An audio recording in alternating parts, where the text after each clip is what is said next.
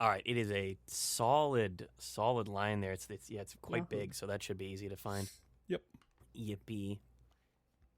But all right, let's do this. How do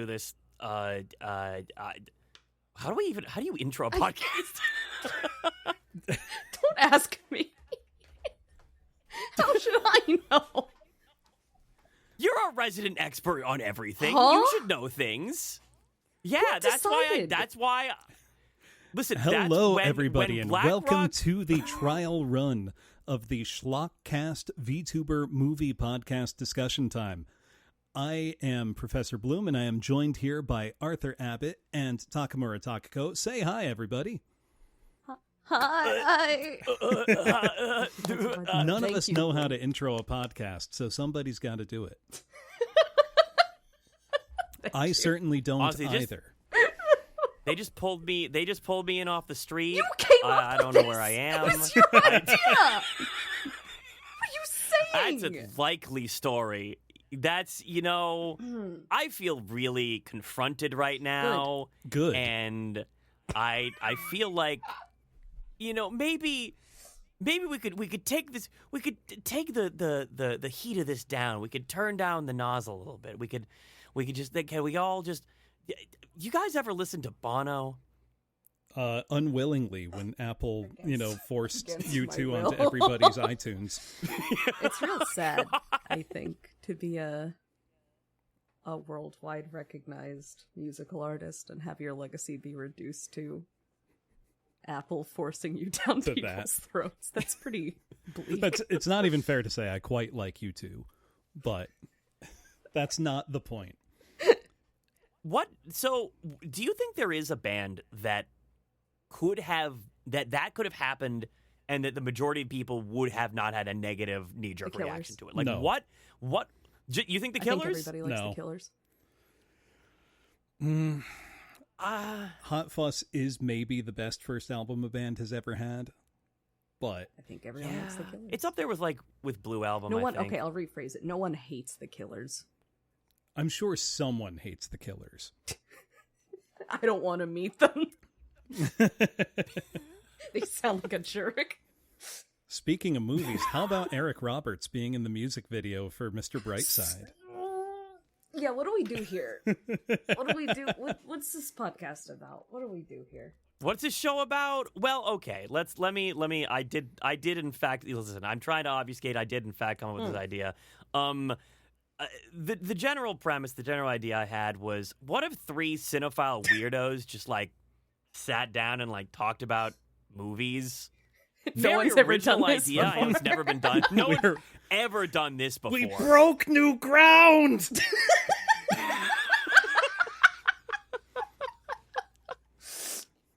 Completely original on my part, by the way. So Arthur dragged us into a group chat and he said, "Hey, you guys want to do a podcast where we watch shitty movies?" I said, "Yeah." Bloom said, "Yeah." Because that's right. This is the weird thing about cinephiles. The weird thing about people who get really into film is that we always end up enjoying trash. I don't know what it is. There always comes a time when it's just you've seen it all. You've watched all the critically acclaimed hits, and you just want to eat sewer garbage. You just want to listen. How do I phrase this in a way that makes sense? It's the gap moe. It's about contrast. If you sometimes some bad movies are better than good movies. It's true. I think people get on my ass for giving School Days a 10. You ever watch that in a group where everyone's had a little to drink? Because it's a 10 out of 10 experience. You know what's incredible? I still haven't. School Days and its plot are permanently seared into my mind as someone who grew up in that era of the internet. I have not seen a single full episode. We won't talk too much about anime probably on this, but I will say that even if you know the ending, the escalation of it still makes it worth watching. It really is a show where every single character makes every wrong choice at every decision point. And I think that makes it really entertaining. What's incredible about it, right, is that the source material, the visual novel, is extremely similar, right? Where like almost every, because like there were theorems that like I remember hearing it tossed around that the show was supposed to be like showing the bad end was supposed to be a message about people's like how people handle visual novels and the choices in it. I don't. But then, like the actual visual novel, a Western anime fan made up. You think so? Because there's several bad ends. You can fuck around if you want. Aren't there's the majority of ends in it? No, bad ends? there's plenty of like in the just normal game? fine ones if you act like a decent person. Oh, that's why it was no such one's a big seen deal them. when the anime decided to go with a bad to end. not do that. Yeah. Yeah, I feel like just every compilation of endings I ever saw for School Days was, here's the scene where someone crashes into ice and their head smashes open and blows into a million bits. Here's the scene where they stab someone first and then their head crashes open and smashes into a million bits. That's what people want to look up. Clickbait works. Yeah, it's true. That's true. I mean, there are.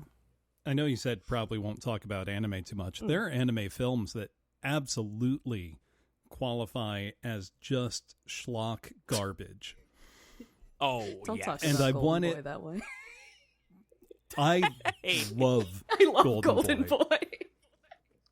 I do too. No, that's not schlock. I know. Now, but that brings us to a good question. What is schlock? You know, we use this kind of...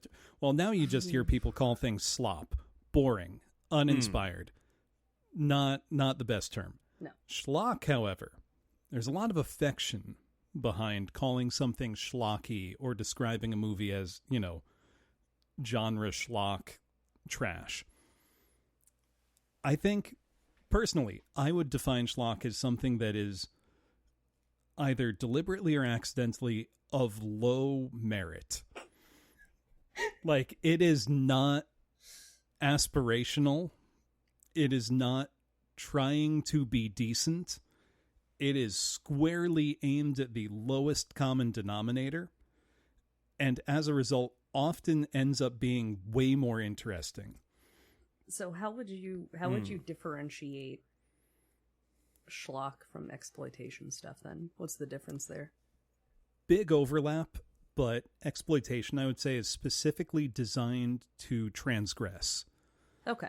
You know, to be shocking and, I mean, exploitative. It's in the name. Sure, right. You know, whether that's somebody's fears or like a latent moral panic that's brewing, you know, or just to say, like, let's make the most violent movie anybody's ever seen.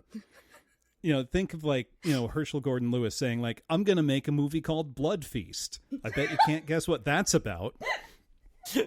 You know, and it's 1963 and there's body parts and blood flying all over the screen.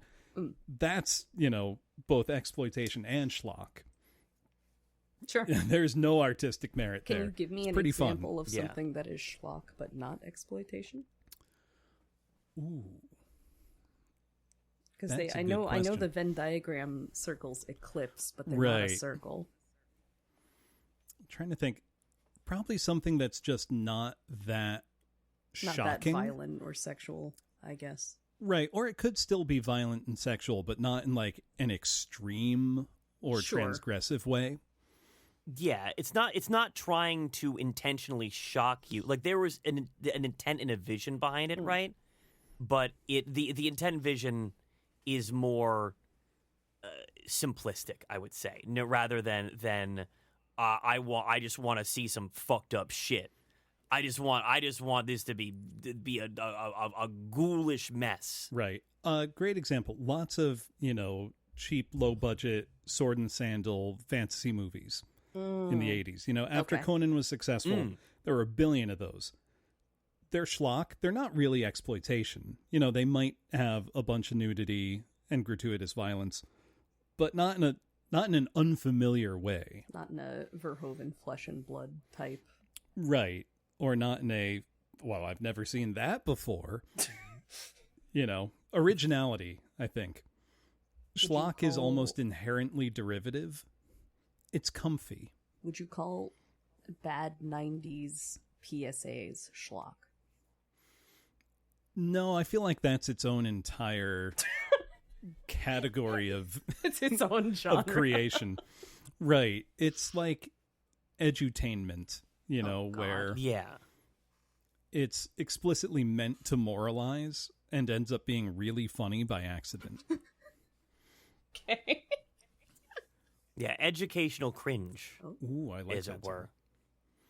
Now, how would either of you define schlock if you have or what's the first thing that comes to mind when you think of, oh, that movie is absolute schlock?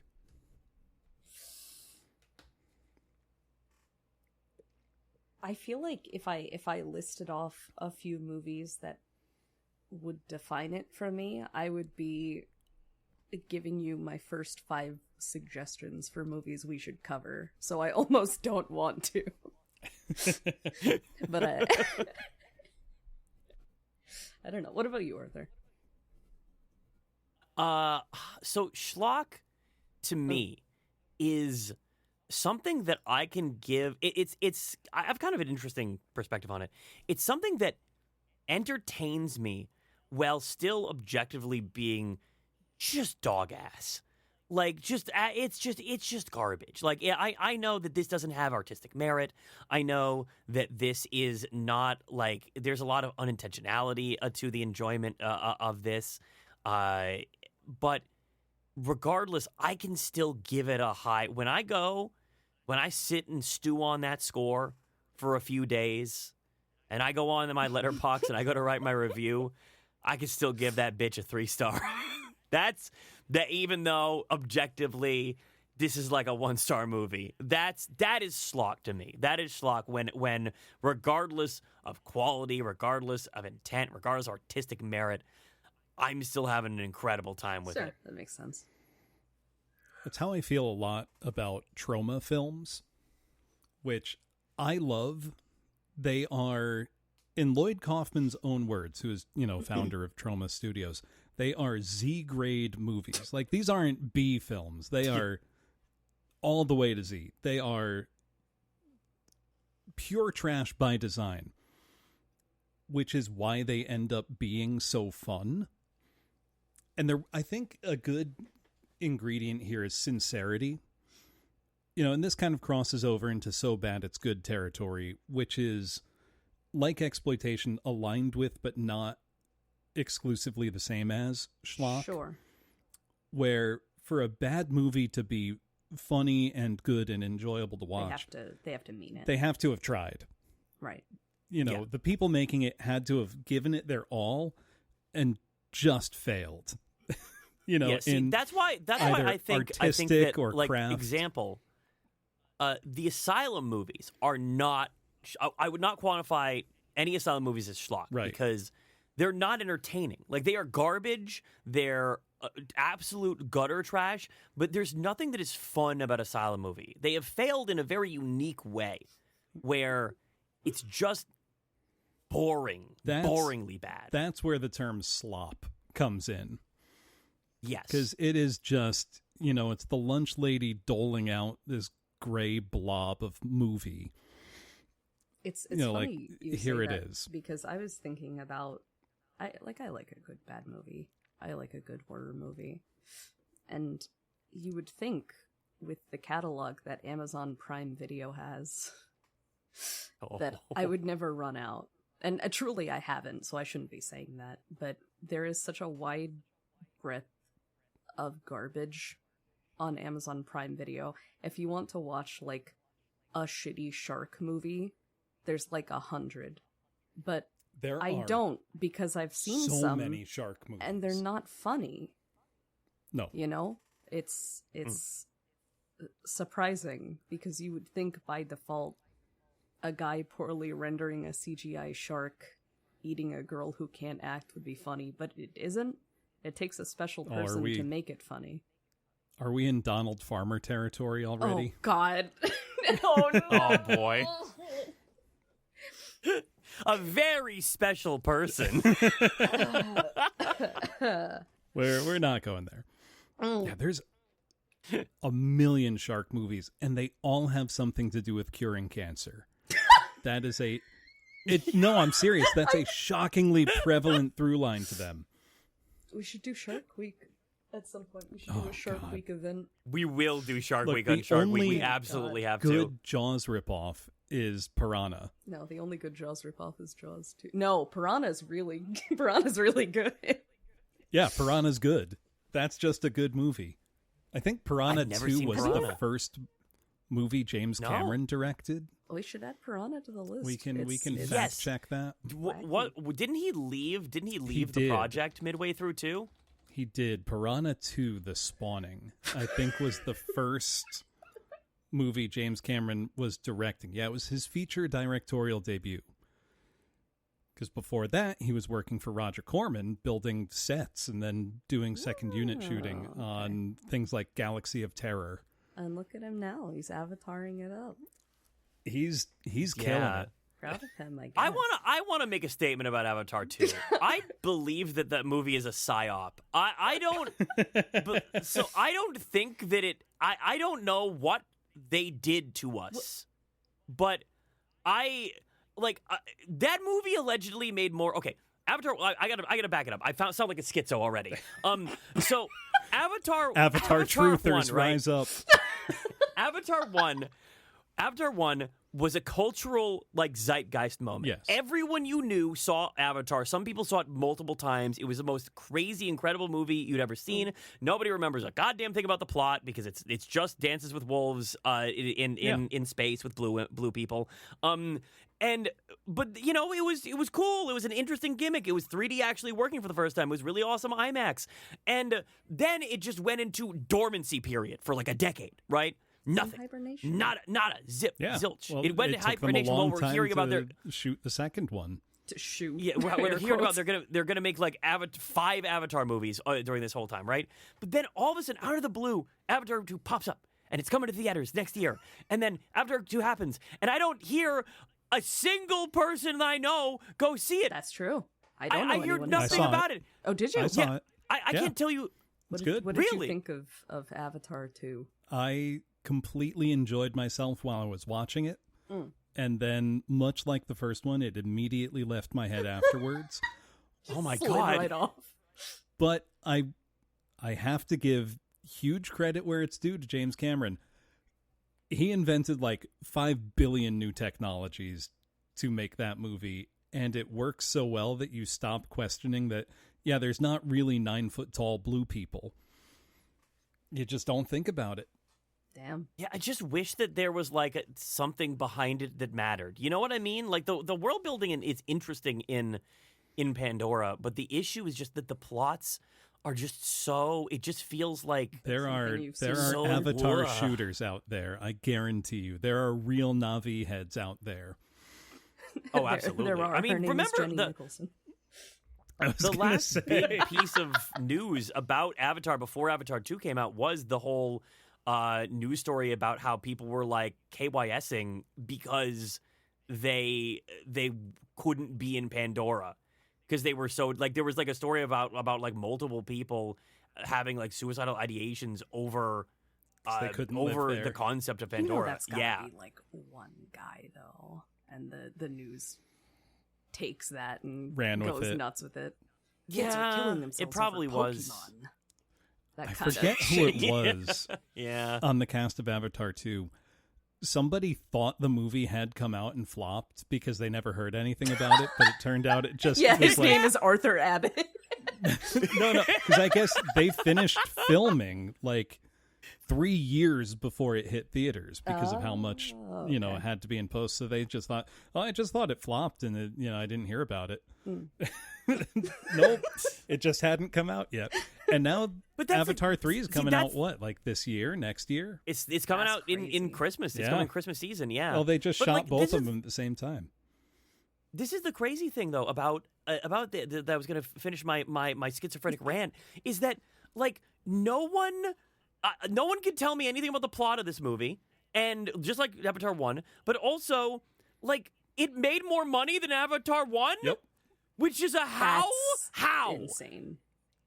I'm calling Like- it right now. Avatar Fire and Ash is going to make at least $2.5 billion. Don't say that. that. It seems like it. Everybody's yeah. gonna see it. Don't say that.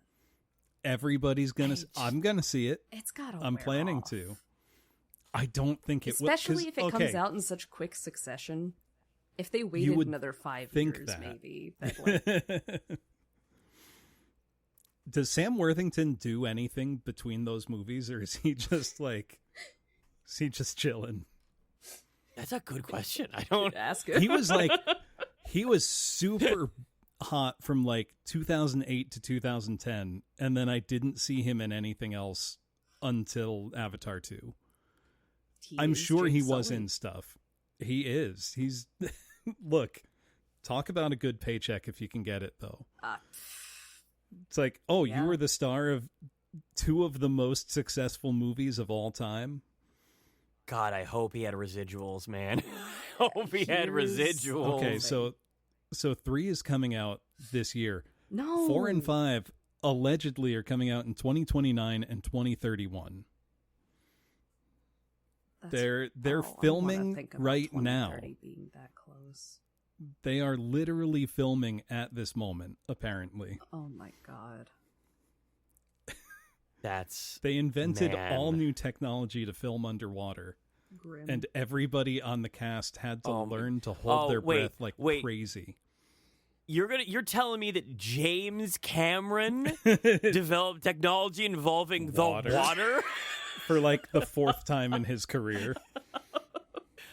Some of them never being could have guessed literal this. submarines. Why can't you just put a camera in a box? I don't understand. It's not the camera that's the problem, it's the people. So they you just sit them to train to too. hold their breath. You can't technology a person into just not breathing. Look, I just think it's cool that Sigourney Weaver is like 70 and can hold her breath for 7 minutes. Holy hell. I think that's cool. Didn't she learn that from that Alien? Was it Alien, not Resurrection? She was in all of those What's the 4th aliens. One? That's Resurrection. Yeah, where Resurrection. there's a really, really extended scene where they're swimming underwater. Do you still, if people have to go underwater during a movie, do you still hold your breath to see if you can do it? Yes. I almost passed out during Alien 4. Don't watch Avatar 2. Oh no! Oh no.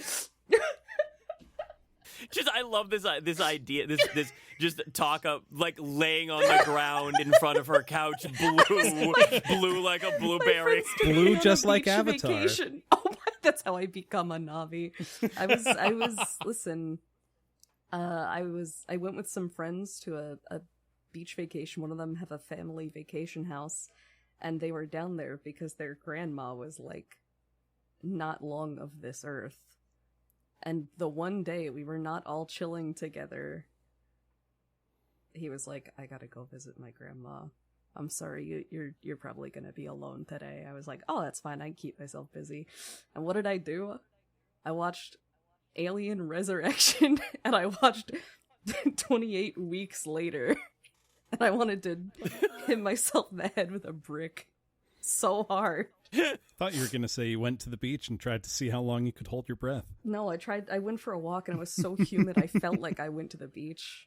It was awful. Yeah. Awful. Welcome to the my South. neck of the woods. Yeah. Oh, hey, you know what we can do now? Now that I've revealed my location like a secret. Do you not know that's already been a thing? No, like that I was told shocked everybody. that you said anything. Yeah. No, it's because I want to get a P.O. box. So I was like, all right, I just have to fucking it's out with it at this point.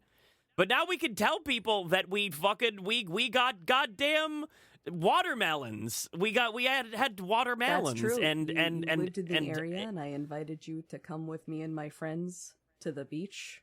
Yeah, because you were.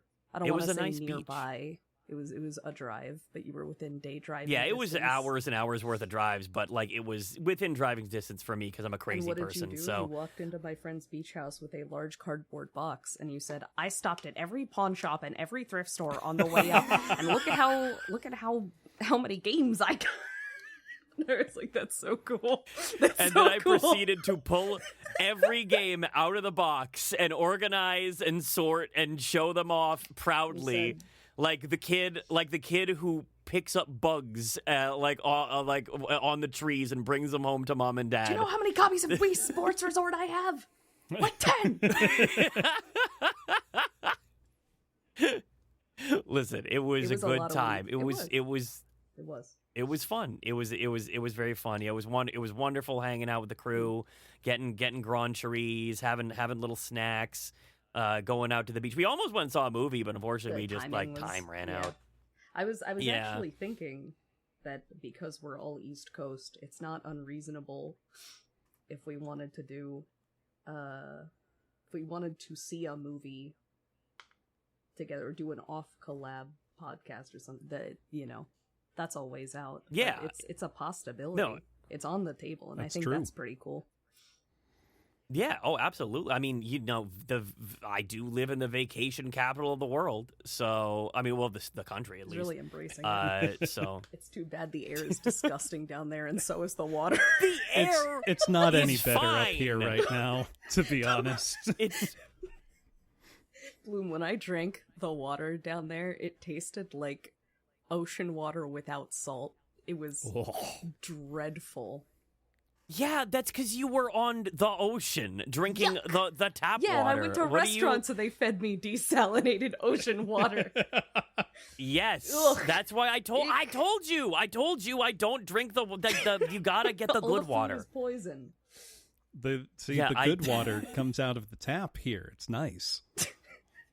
Yeah, see. I just for me, I just have a Brita pitcher. I just Brita pitcher everything. Like Fair. Everything gets filtered.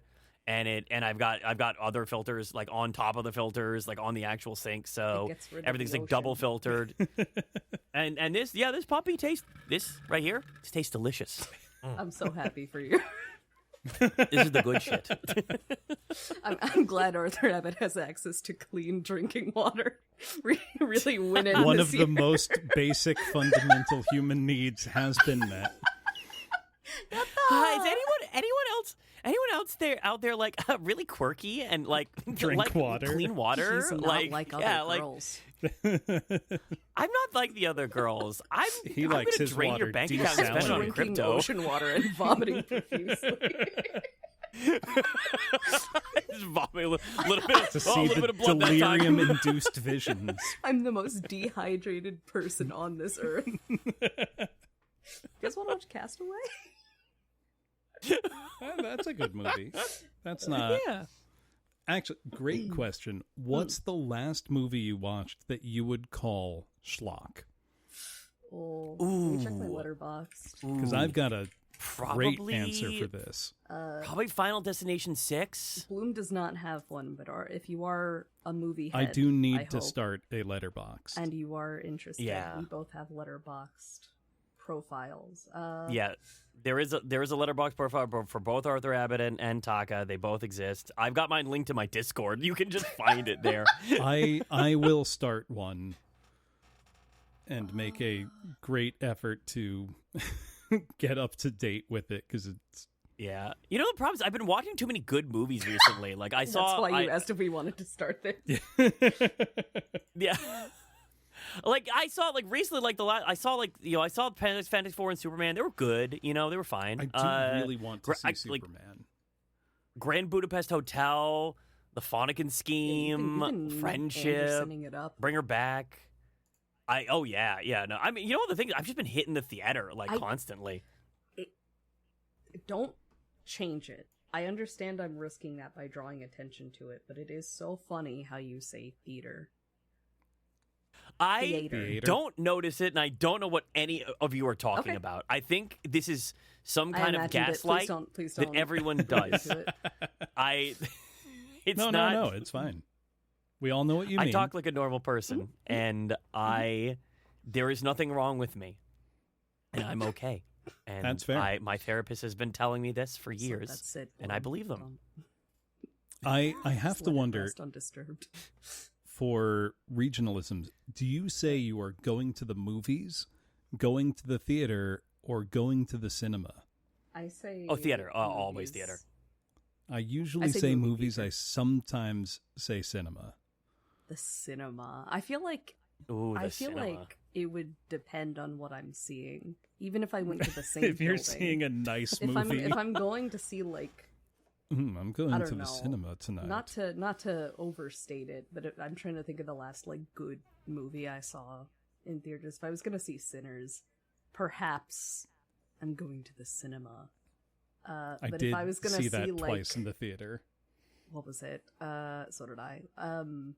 Final Destination. No, I still haven't seen that. I was supposed to see with my parents. How have you? I'm still shocked because I'm waiting your to see it with my parents parents. wanted to go see. Oh my it's God, like out on me both. DVD now. Oh my god! Well, they're big streaming heads now. Okay. I got them hooked up with a Netflix account like 7 years ago, and they've never gone back. I guess it would. To answer your question, I guess the last schlock I saw that wasn't Alien Resurrection or 28 Weeks Later would be Intruder, which I told Bloom to watch. I am demanding that we cover, and I will say nothing about, but it has Arthur, it's a movie it's that got has both Raimi brothers in it. Yes! Oh. So it's gonna be real high up on my... what was the structure we were gonna do? Have we decided? Maybe we're gonna decide live. Are we doing one movie per episode, or are we doing each one of us picks a movie and we cover all three?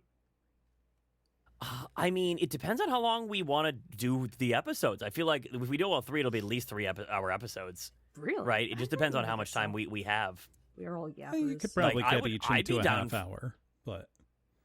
Yeah, I'd be down. I'd be down for 3 movies. I like a one week. each. You like a one each? I kind of like a one each too, because like, I'm not a big podcast person, but when I have browsed, I do tend to, especially if there's a ton of episodes, I tend to go through and be like, oh, I have an interest in this one or this one. You don't want to like scrub through to find the ones you're interested in, so maybe one each would be good, actually. Yeah, I mean, Intruder absolutely qualifies as schlock. And is really, really fun. There's so much to talk about for it. I'm so excited. I think you'd say Final Destination counts as schlock to you, Arthur, the new one? 100%. I mean, how do I phrase I feel this? like it's almost too good. Like it's too competent. How much did it cost to make, and how much did it bring in? Because I feel like, in my mind, schlock is like a low budget kind. Does that make sense? Right, I kind of feel the same way. But let's see. I'm gonna look. Bloodlines had a $50 million budget and brought in $300 million. That's really good. Wait, that's really bad. Yeah, it lost $20 million. No, brought in 300. No, 200. Yeah, $300 million. No, $300 million. No, that's really like good. a huge that's hit. Really bad. Okay, well. Yeah. No, I made and I'd say 50 million is like pretty standard for a film. Like I'd say that's like a big budget, a budget decent budget movie. Yeah, 50 million is like a mid budget. Yeah, like a couple million is a small budget now. Right. The last thing I watched that I would unreservedly call schlock is I made my Discord watch this because I just felt like watching some Italian trash. Yeah. Specifically Italian trash. That's a totally different flavor.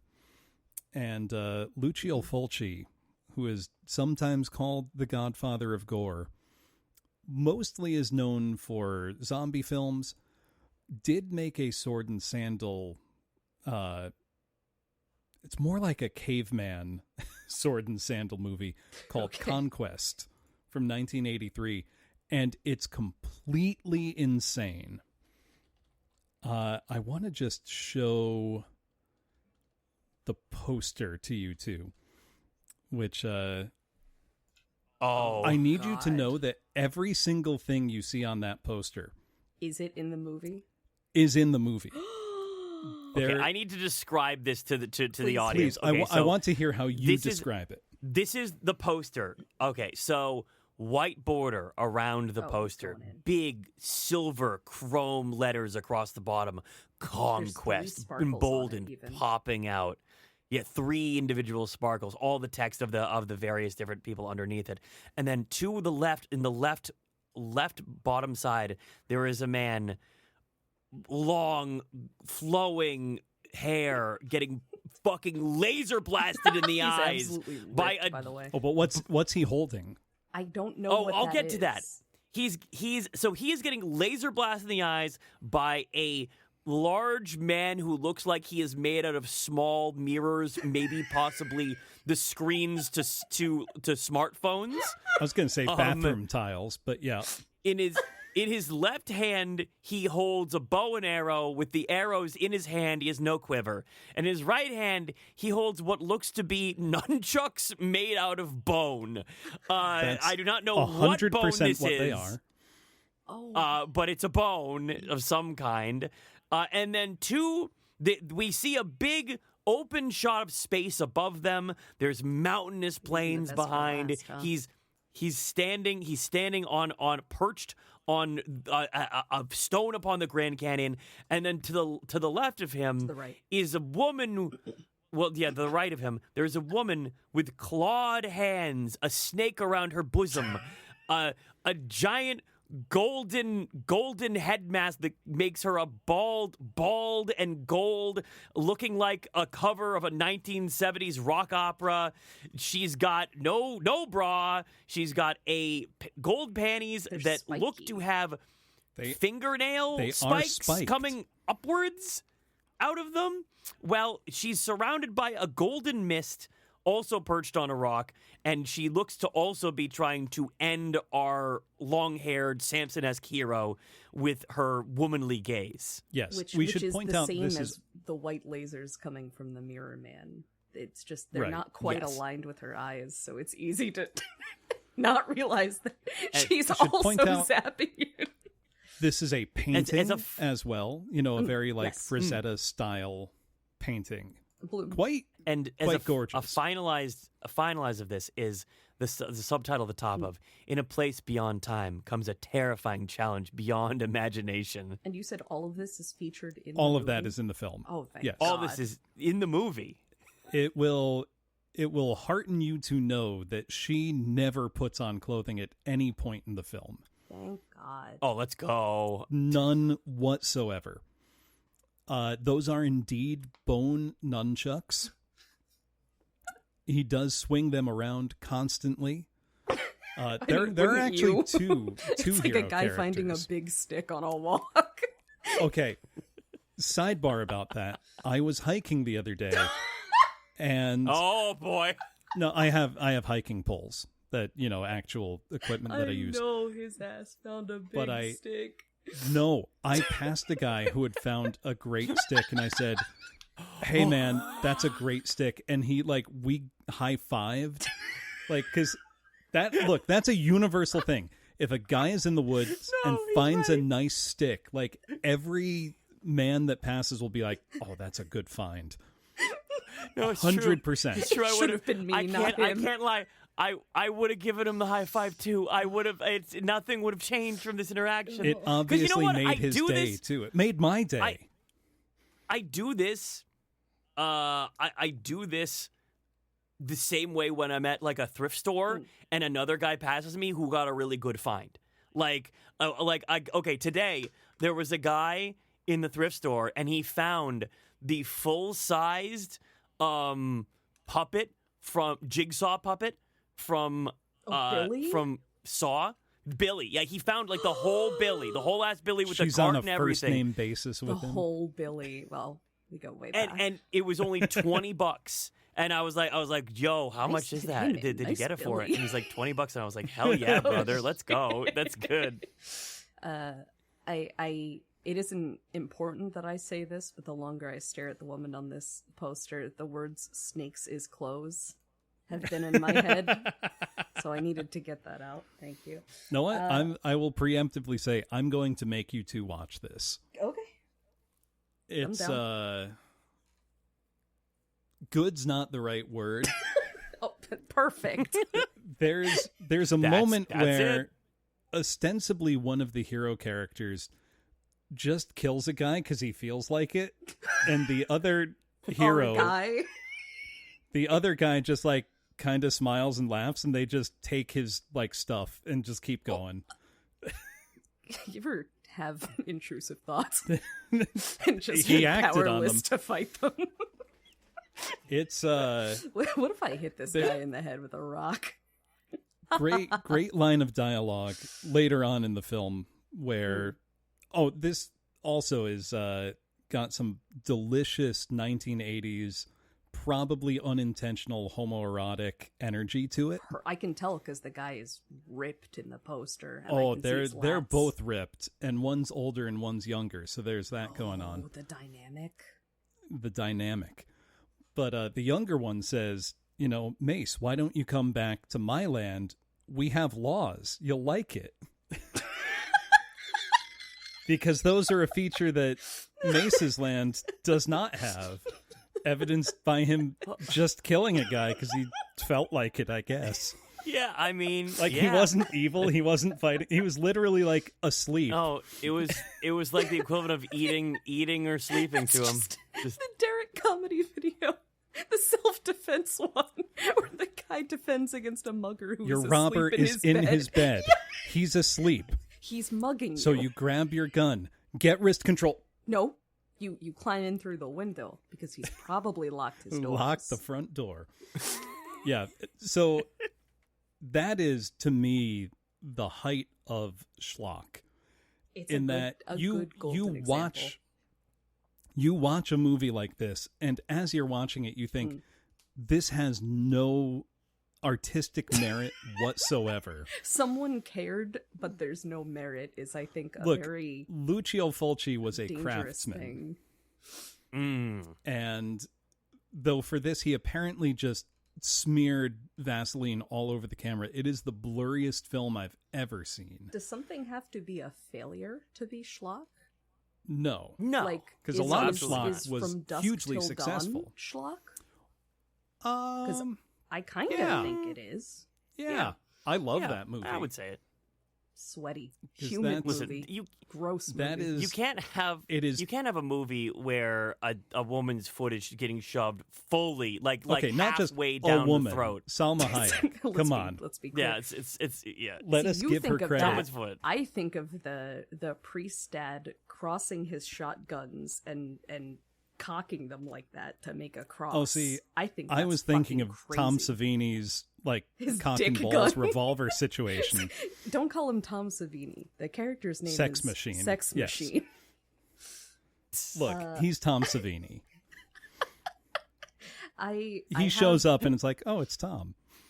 Hey, I know that guy. I was so excited. Listen, I was in the car in the back seat on the drive down on that vacation. I was watching on my iPad. I was a little iPad kid in the back seat watching my silly little movies on Pluto because you don't need a subscription. I only had to refresh the page like 20 times. And Tom Savini showed up and I yelled, "Hey, wait, I know that guy." And my friends don't know anything about who he is. They were like, "That's nice, Takako. She's doing that thing." I'm glad she's having But fun. he's so nice. He's such a genuinely pleasant man who makes wonderfully disgusting special effects. If you could, Yeah. wouldn't you? Oh, yeah. He overlaps Oh, with yeah. the category of schlock a lot. Have either of you seen Maniac? Yes. That's Arthur, that's have both you? exploitation and schlock. No, I don't think so. I'm You would surprised. know if you had. You would. It's It's yucky. very sweaty film. It's got that Tom Savini. The blood is like just pouring cherry red acrylic paint on stuff Super red. Oh, to the point where it's like almost not gross because it's like it's Right. just arts and crafts. But It's the so acts are so gross that obviously it's still- artificial. Yeah. For a movie that is 45 years old this year, it can still shock you, I think is what it's I a would gross say. movie. I haven't seen It it. is. They remade it with Elijah Wood. I guess, which is crazy to think about, but I saw him in that movie Come to Daddy. Wait, Maniac? He's great. Yeah. Yeah, wait, no, I've seen the Maniac remake is incredible. Really? I have not seen the full original maybe we could Maniac. do a double feature then. That would But be fun. Maniac Because I don't remake think either of us is have seen, or any of us have seen both of them. I have not seen it is. the They remake. do a really unique thing with the filming where the majority of the movie is shot from Is first it POV? person. Yeah, POV. Ooh, okay. Like it is terrifying. I did not love realize it. they even remade that. I'm gonna have to see this. Yeah, Hey, we got a lot of good There we go. plans. we got a lot of time. You know what we are not watching? So I went to You just The decided local- without us. Do tell. I went to the This local is you- theater this listings. is you establishing your what kinks are off the table. I You're feel like we all hardline. get a single veto. Like, absolutely not. Oh yeah, but though, so this is. I mean, you're both gonna agree with me on this one. So I looked at what's playing in the theaters currently, and did you know that they made a Bambi: The Reckoning I did not know that. horror movie that is currently playing in Oh, theaters? is it because it's now People shouldn't public have seen Blood domain? and Honey. Yes. This shouldn't have been Right. a Yeah. death Now, thing. see, that's what I would call slop, not That's slop. slop. Yeah. This is slop. This is because I literally have not even pulled up the trailer. I have just looked at the still image of the movie, and it is just a awful looking CGI deer with a bunch of gross teeth, and Ew. it's oh god, yeah, dude. When in the same breath, Eddington is currently playing at these theaters. What's that? You could go see it. It's a new Ari Aster movie. yeah, You could yeah, go yeah. see an The Ari Aster movie with Western Joaquin one, Phoenix right? and Pedro Pascal. Yeah, yeah. It's God. a modern Western happening during COVID. Yeah. This is probably common Oh, knowledge yep. by now. Have either Bambi of you, the Reckoning. There it is. do you remember that fucked up short film? The what is it?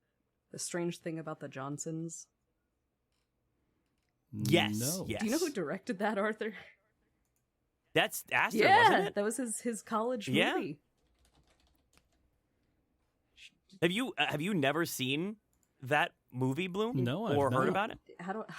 Oh, Is this okay to talk? What's our? of course All it right. is. It Strange is a Thing short. I About think the I think it's Johnsons. even on YouTube. It sets up as if it is a son or a father abusing their son, but it is revealed halfway through that the son is abusing the father, and the mom is just pretending it's not happening. It's very upsetting, and it's one of those things that you like see several years ago and it sticks with you because it made your stomach turn. And then I found out it was Right. oh hey, that's the damn Hereditary guy. Yeah. Interesting, very cool. Makes sense. I have a question because Shoot. I brought up the topic of budget in regards to Schlock. Would you call Megalopolis Schlock? Oh, 1,000%. Because it cost No. one It cost gazillion $120 million of Coppola's own money. So is this the term definer? Because it truly was something people just don't. So- it's not even that we don't get it. It was a guy who cared a whole lot, and he made something.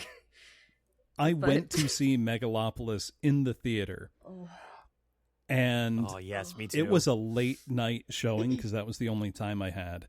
So it started at like 11 p.m., which meant the movie itself didn't start till close to 11:30, and I wasn't leaving until nearly 2:30 or something in the morning.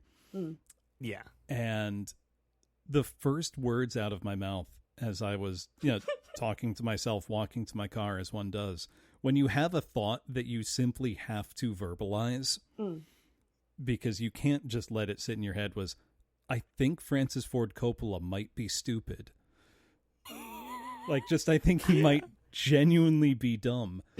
Which of the two of you was I immediately messaging as soon as I walked out of the theater? I think it was you, Bloom. I think I DM'd you immediately. Because you sat me down with a mutual friend while I wasn't even home. I was like on a trip to another state with my mom to clean out my uncle's home to be sold. And I was having a really rough time, and I watched Dancin' It's On, which I'm making us watch, by the way. We have to watch that. Just for the song. As I finished it, I messaged you, and you were like, me and our friend are gonna watch Megalopolis. Do you want to join? And I was like, yeah. I was half asleep in a hotel room watching this on my little phone screen just to spite Coppola even more. Seeing it in the theater, the thing, it's too high effort, I think, to be schlock. Really? I don't know. I feel like defies... as long as or no, I'm sorry, finish your thought. I was going to say, it defies being just good or bad in traditional ways. I've never seen a movie like it. It's not good, to be clear. But I don't know, it's too strange to be easily classified. It is kind of everything you've defined. It is hard to classify, I guess. How I would describe The Room, though, where it's like a guy who really thought he was onto something, used some very unconventional techniques that like really didn't work. Letting your actors turn in whole pages of script and then just saying, yeah, go for it. Yeah. Which apparently is why Shia LaBeouf was like that. I feel like if Coppola wasn't Coppola, it would fit right in. Do you think Aubrey Plaza or Shia LaBeouf wrote the mommy scene? Who do you think? Who? I really hope neither of them wrote that scene. Somehow that's even worse. I like the idea of Aubrey Plaza just being like monotone. She was great in that movie. It'd be hot. Genuinely, she was fantastic in that movie. I think she's one of the best parts of the movie, honestly. She actually fit the role very well. Another thing I said, I feel like I saw the best and worst performances of several actors' career in the same movie.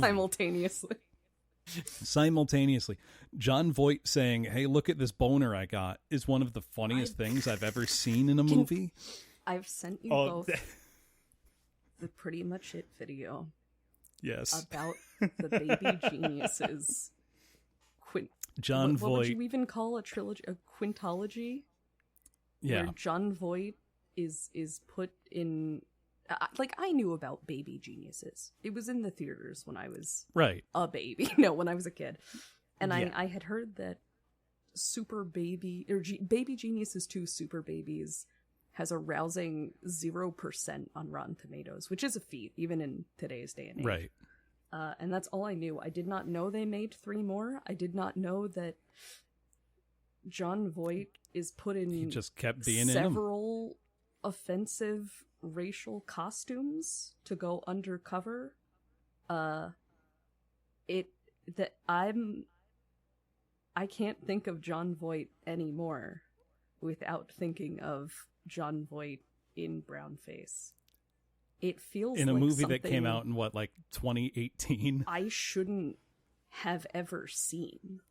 I feel like a bad person. How do you think Angelina Jolie felt watching that? Oh my god. I don't think you think she's watched it. Really? No. Really? No. Angelina Jolie sat down and watched Baby I'm pretty Geniuses sure they are 4. not on speaking terms. But the thought of her, watching it and being like, Dad, what are you doing? How did it come to this? When I think of John Voight, besides that, I think of Deliverance, which was so good that when it was over, I sat on my couch and cried a little bit.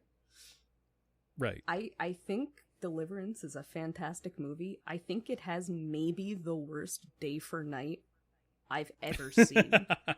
So bad that I was shocked it was in the same movie as everything else. Do you remember it? Because they really just put a blue filter over, I think it's John Voight's character, on top of a rock, and there's even very harsh shadows under him from the sun.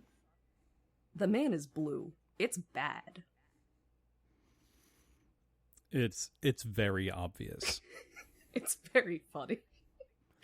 Now, see, things like, bad day for night, that's a good sign. That's a key schlock ingredient. Right. A good seasoning. Where it's like, fuck it. We've just got to do it. That's all we have. Like, we can't light a night scene. Are you kidding me? What am I supposed to do? Be realistic. Look, lights are expensive. The crew is tired. We're outside. I mean, lights you don't think I'm genuinely actually are going to really use expensive. lights, right? Just put a filter over it and say it's nighttime. Audiences will go along with you. We're all... And I mean, we will, a lot of the time. Yeah. Just turn your brain off. I will say one thing that watching a lot of schlock, just 80s genre trash, some of them are better shot than, whatever new Marvel is in the theaters right now. Though I can't speak on Fantastic Four. I have not seen it. They got a new Marvel out. I hear it's I hear it's nuts. People are going crazy over it. We gotta Friendship see that was new Marvel. Fantastic. Gotta see that new Marvel. I loved it, but my issue with it just was that I felt that it didn't go far enough. So Fantastic Four. Either it didn't go far enough, or Friendship. Friendship. Yeah. And or it just felt like the issue was it felt like there wasn't more to it other than it being a very extended episode of I Think You Should Leave. So I remember you saying that, and I have, because I've seen Friendship like 3 times now, because I watched it with one friend, and then I immediately reached out to another friend who I knew would like it and be like, you gotta watch this. And then coincidentally, the same week, another friend said, you never watched that Tim Robinson movie, did you? I really want to see it. And I was like, haha, okay. So I watched it 3 times in the same week. And I first of all, I liked it more every time I saw it. The first time I was kind of mixed on the ending. Second, I remembered you saying that it felt like an extended I Think You Should Leave skit.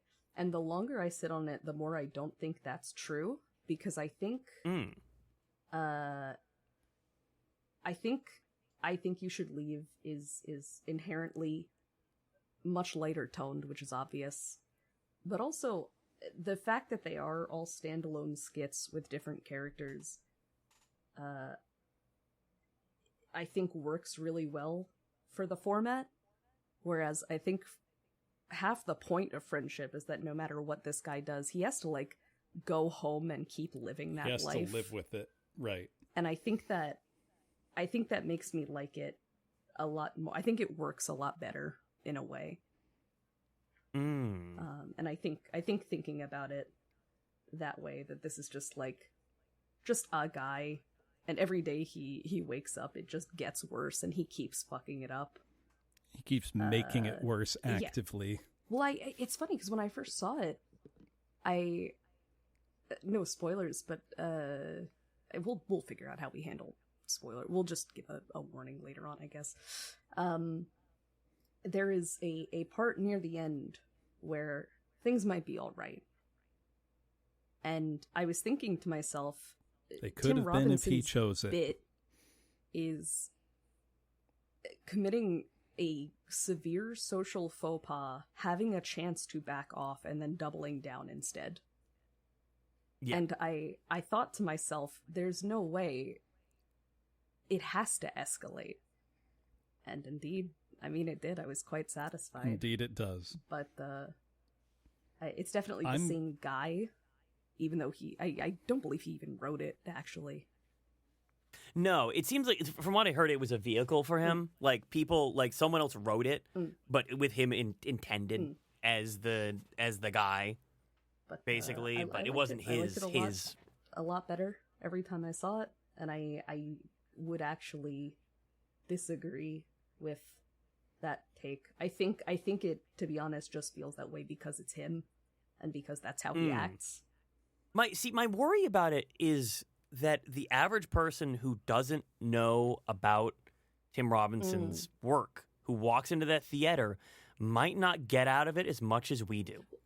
You know what I mean? I don't know that anybody's going to see that without did you and I see knowing that same him. tweet about, like, someone saw it in theaters and this guy brought his girlfriend, and halfway through she was like, Jared, what the fuck is this? Like, I No, just I think didn't see this. his stuff is just not going to work for a lot of people, and I think you're right to have that concern for that movie. Yeah, because that's what I mean. I mean about it is that I feel like there is. If one bit doesn't work, it moves quickly on, and it's much more, like, obviously supposed to be a comedy. Whereas friendship is the unraveling of a man, a fragile man. Yeah, that's my issue, is that I just felt like there were maybe it was lacking something. There was something more that they could have done with this. I don't know what. I don't know what it's missing. I would encourage but it you just to rewatch felt... it someday. I think it landed for me. You liked it? Big time. I did, very much. I was also very glad when that speed bump was relevant. Because I called it. They're putting so much emphasis on the speed bump. I know it's Look, it's like up. it's a Chekhov's gun. It's Chekhov's speed bump there. There was a literal Chekhov's gun in that movie. There was as well. Yeah. But that one's obvious. She's in the sewers. What did you say? She's in the sewers. God. Ugh.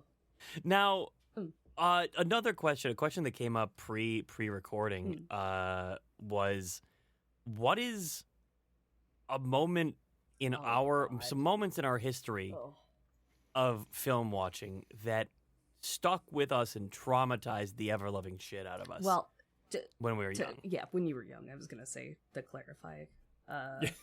Not one that happened last week. And yes. I did make a list. So if you guys haven't, you have a little time to prepare. My diagnosed OCD ass made a list with bullets. Give us your, is it top 3? There are traumatic film experiences as a child. There's 10 on here. Okay. You asked me a question and I came up with an answer.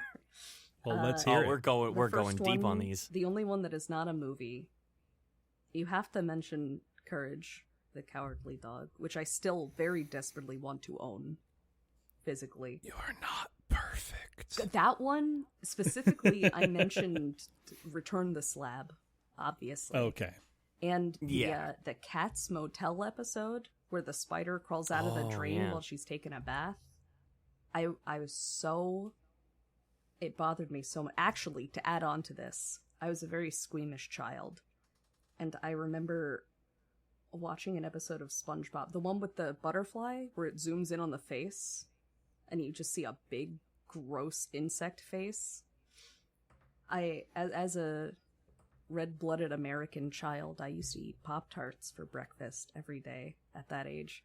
Same. And I remember being so grossed Strudels, out that I could not eat my s'mores Pop-Tarts for like 3 weeks. And I still think of that big bug every time I think of the flavor of a s'mores Pop-Tart. So I do not eat them. Ironically, I'm very into big bug movies now. Last year was, I tried to come up with a genre, a subgenre for horror movies I might focus on, and last year was Spiders But Big. And I would like to see more Spiders But Big genre movies. It is.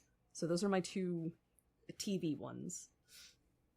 I went to a friend's house and they had Coneheads on the TV, which I understand is supposed to be a comedy. But the appearance was so upsetting to me as a kid, and I know they're aliens. I didn't like that they didn't act like normal people, and it was they're just French, upsetting to me. That's well, that's their excuse, at least. Pee-wee's Big Adventure on a hotel TV, and the clown part was very bad for me. I love where those clowns show up again. Do you know this? I only remember the part that upset me. I think I changed the channel. No, not in that film, in another film entirely. Are you serious? The same clowns show up in Killer Clowns from Outer Space. Oh my god. Oh, like the same it would ruin me. costumes. Oh god. I was very afraid of E.T. as a child. I thought he looked disgusting. He still does. I was happy when the government took him away. I was not sad at all, and I wished it would have ended that way. Very upset that he was rescued. My mom used to leave on Lifetime a lot. She used to watch a lot of Lifetime original movies and whatever movies they were airing on there. So there were 3 from there that I listed. One I have never been able to find, and it was about a woman going to prison. And I remember there is a scene where she is assaulted by another inmate who is feeding her chocolate while trying to assault her. And I think she gets like cut up or something. And I've searched far and wide and never been able to find what movie this is. Probably because Lifetime movies don't get physical releases. Nobody cares about them. They are garbage. They're made to be shown and listed on TV Guide. And they're there to fill programming hours. Exactly. Yeah, they're fill programming hours so they can sell ads on them, so they can make residuals off those ads. The other 2, I had to look it up. It is a movie called Big Bully, where a guy who was bullied in high school, I think, meets his bully as an adult, and he keeps bullying him. Starring Rick Moranis from Spaceballs and Little Shop of Horrors. He is the guy being bullied, obviously. You don't say. Of course. And I remember a scene where the bully is chasing him around by like a dam or something at night, and it scared the shit out of me. I'm a Vtuber, so I was bullied as a child at school, and I think the idea of, oh, this can just keep happening as an adult, it'll never stop, was so inherently disturbing to me. I think it's that, and I think it's like when kids see adults getting scared, I think it scares them. And I think, I mean, I looked it up beforehand. The movie's rated PG. Well, yeah, parental guidance was suggested, and you didn't fair. have it when you saw it. So true. You know, I think the funny thing about that fear is that I became a VTuber, and then I started getting bullied as an adult. It's very strange how that starts. He always says, she hates We're watching me, it happen in real Why time. does Takako hate me? Why does she always threaten me? The third one is a movie I'm going to have you watch. It's called Fear. It stars Reese Witherspoon as a provocative teen girl with, I think, a single dad? Or maybe I don't remember. I think it's a single dad. And evil young 20-year-old Mark Wahlberg starts dating her and corrupting her. There is a scene where he tattoos her name on himself with a ballpoint pen. I think he, like, sticks himself.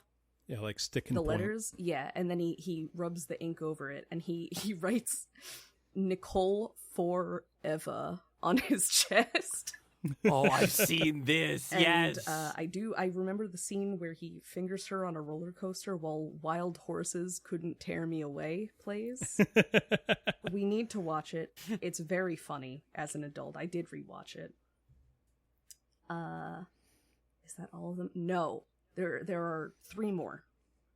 One of them, I still don't know what it was called. They showed it to us in elementary school. I think we were learning about, like, Aztec culture or something, and they showed us like an edutainment VHS, right? Where these kids were going with their, like, scientist fathers to explore the jungle, and the girl has a scorpion fall on her, and she gets, I mean, not bit, they sting, but I remember her yelling, "A scorpion bit me," and calling for her mom, and then the VHS just ended. It was a cliffhanger. And I was so disturbed by this child being attacked by a scorpion dropping from the tree and being helpless in the jungle. God, you just unlocked one from me.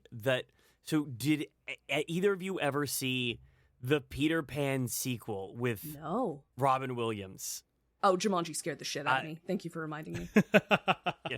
So there was a Peter Pan. I can't remember what it was called. It was like the Lost Boys, maybe. I can't remember. But it was basically the concept was that Peter decided to be with Wendy and grow up. Okay. And then he became Robin Williams, and he got old and lost his Robin whimsy. He got old, loses his whimsy, and is like an asshole businessman who like they come back to England to like visit like the grandparents, and he's just like, I'm busy on this important meeting call with this giant fucking 90s cell phone, and then Captain Hook finds a way through the void and kidnaps his kids. Oh my god. And so he Hook they get them back to Neverland, and Tinkerbell comes and helps Robin Williams through the void to come back to Lost Boy Island or whatever. Yeah, Neverland. Yeah, Neverland. And Lost Boy and they Island. get to they get to the Pirate Cove. And they're all celebrating, and they've got them hoist up. The kids hoist up in a rope sack up above the like 30 feet in the air, and they're all like, yeah. And then Hook looks at everyone. He's like, one of you doubted me. Huh? One of you said it couldn't be done. And then they drag this one guy out, and he's crying. He's fucking bawling. There's tears streaming down his face. Live action? He was like, "You were very." Yes, it was live action. It's no. really good. And you were very naughty. Get the boo-boo box. The boo-boo and so box? the boo-boo box. So it's a giant wooden coffin, and they stick this guy in it. They open up a fucking hole, and they start dropping scorpions into this fucking box on top of him. Right. That's not a sequel. That's just Hook. That's just the Hook. The movie. It's called Hook. Yeah, Oh my god. That's horrible. I loved that movie as a kid. I loved it too. It's horrific. It's traumatized. Horrible. Yeah, there's a whole Dustin awesome Hoffman scene. was Hook. Yeah, as Captain Hook. Yeah, and there's this whole awesome scene where they do baseball. They play baseball They have the because of course obligatory baseball episode. Yeah, because Peter's not a good dad, right? So he never like cares about his kids like anything, and so Hook is like trying to be his new dad and he's doing the old Sith thing of trying to turn his kids against him, and so he's like he sets up this elaborate baseball game. And has the entire crew play and have fun, and it's like a great time. And he's like, "Yeah, I got that fun." And then at the end, he's wearing a little Hook outfit. He's got the the regalia and the hair. He's been hooked, and they've got Peter. And he's like, "All right, now kill him." wait, hold on, wait, what? Do you know what that reminds me of? I was just thinking about it the other day. Did you ever hear that story? This is like old internet, maybe not that old. I remember hearing it when I was in middle or high school about The Machine, the guy who was on a field trip to Russia. Bert Kreischer. Yeah. All right, now get everyone's bags. Okay, haha. Now steal all their money. What? Huh? I realize I'm robbing the train car.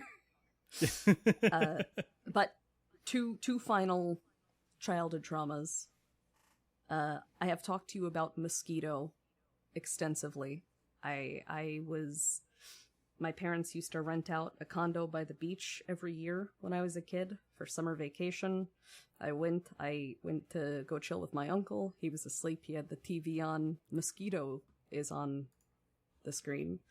There's a scene where a couple are, I believe, engaged in coitus, and the guy goes outside to like take a whiz or something, and a giant mosquito comes in, and she thinks it's her boyfriend, and he like spits green ooze all over her stomach.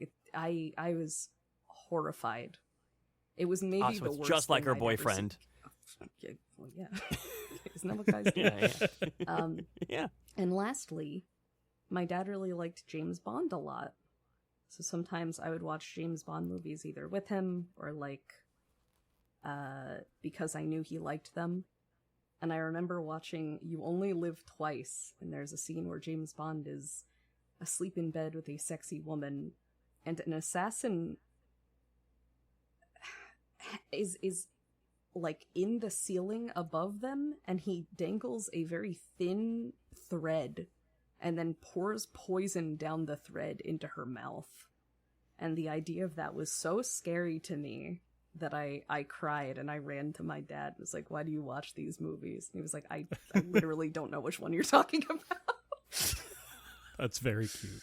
So that's my list. Please rate and review. Thank you.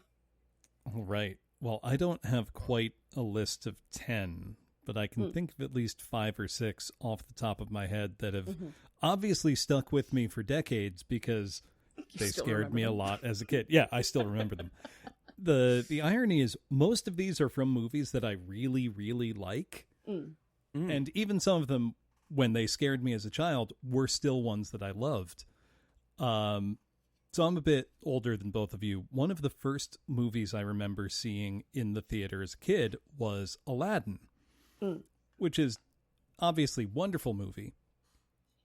But the Cave of Wonders is very scary when you're 5 years old.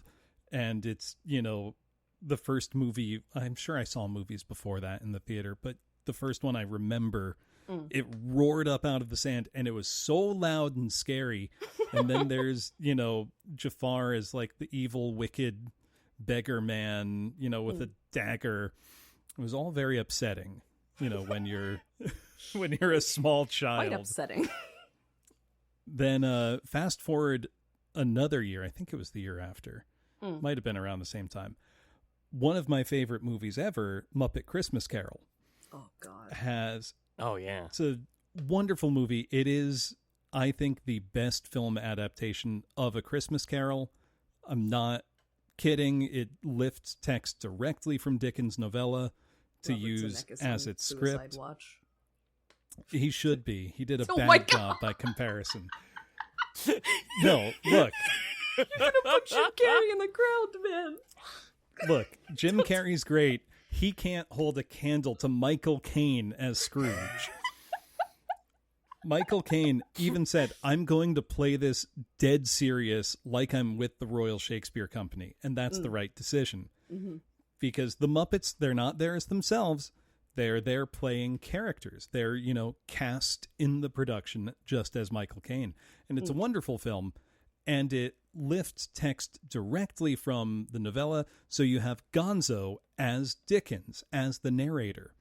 And as Scrooge is, winding down this dark, dingy corridor in London to the cheapest house because he's, very greedy and doesn't want to spend money even on his own lodging. It's a ruined mansion. Gonzo turns to the camera and says, you must remember Marley was dead to begin with, or nothing that, proceeds from here will seem fantastical. And Rizzo, who's just there as, the bridge for the audience, is like, oh, that's kind of creepy. And he's like, shut up and watch. And so you see him approach the door knocker. Now, in the novella, it describes how he thought he saw the face of, Marley in it, and it let out a horrible shriek, and it startled him so, but then he just went inside, and made his way up to his quarters, shaken, but, keeps going on. In this, you see the very, early 90s, they just learned how to morph in one image into another kind of thing on the face of the door knocker, and it becomes the Muppet Statler's face. And then he just goes like, oh! He just screams. And with reverb and a bit of a zoom and everything. And it scared me so as a child. I hid my eyes. I was inconsolable. And in my family, that's the Christmas movie that we watch every Christmas. And every year I endured this wonderful horror for Christmas presents. So we'd be watching it, and as a kid, I knew it was coming, but I would feel this pit of dread in my stomach build as he approached the door, knowing it was coming and like burying my face in my mom's shoulder because it was scary. Even now, as I'm getting close to 40, I watch that every Christmas. I still feel the slightest like twinge of dread in the core of my being. You sent me the clip. It looks scary, like Nosferatu. Yeah, not the knocker, sets are but gorgeous. the set. And the sets are fantastic. It's quite upsetting. The Ghost of Christmas Yet to Come is also very upsetting in that movie because not that it's spoilers for, a 180-year-old story here, but there's a moment where Scrooge is just accompanied by this voiceless, faceless spirit in all black that just points. Ugh. And, Scrooge is realizing that everybody there is happy he's dead. Like, the world is better because he's not in it Scrooge anymore. Scrooge is talking to it, too. Right. And it doesn't respond, it just points. No, it just points. And, he's come around at this point. He's resolved to be better, but he must endure this. And at the end, they're in the graveyard, and he just points to the grave. Ugh. And, Michael Caine's there. He brushes the snow off it, sees that it says Ebenezer Scrooge, and he's having a breakdown. He is blubbering, crying, like faced with his own mortality. And that's, pretty upsetting when you're 6. I thought we were watching a Muppet movie. Yeah. Oh, that's why I love the Muppets, though. Now, those are obviously films that I love that, while they had scary things, are still very much, child appropriate. They're not, Yeah. My other traumatic movie experiences as a child come from times when, do you remember if you didn't have cable, every now and then there would be like, or if you had cable but not premium cable, there would be like HBO free weekends. I don't know, recall. where I think we always had we cable. we didn't have the money for HBO. So I didn't have I was in a unique scenario to either of you. I did not even have past the first 20 channels growing up. I had nothing. Right. I would have to go over to my Graham's house in order to watch anything on Cartoon Network or Disney Channel or like Sci-Fi. And it wasn't until I was 15 or 16 when we finally got like a real cable package, because I think they finally had a deal that my parents were like, okay, we're getting phone internet. I guess we can pay an extra $10 a month. You were a for VHS kid. Yeah, I was. I mean, I was a TBS, WB, Fox, and VHS kid. Okay. Like I would watch all the sitcoms on TBS Channel 14. I would watch Channel 10 whenever there were cartoons on it in the early morning. On weekends, and same with Fox, like the Fox cartoon block during the mornings too. And then a lot of Price is Right and Wheel of Fortune daytime game and shows. yeah, daytime game shows and Judge Judy, Jerry the court, Springer all the Judge looking Mathis, a little bit of Jerry Springer, little bit of Maury.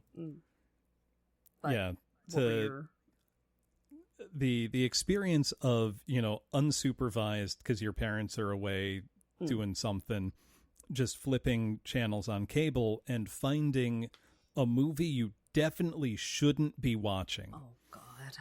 Is, I think, an experience a lot of people can relate to, but there are 3 in particular that stand out to me. One took me literally 30 years to find the scene again, and it was actually with your help, Takako, that I did. I had to go searching.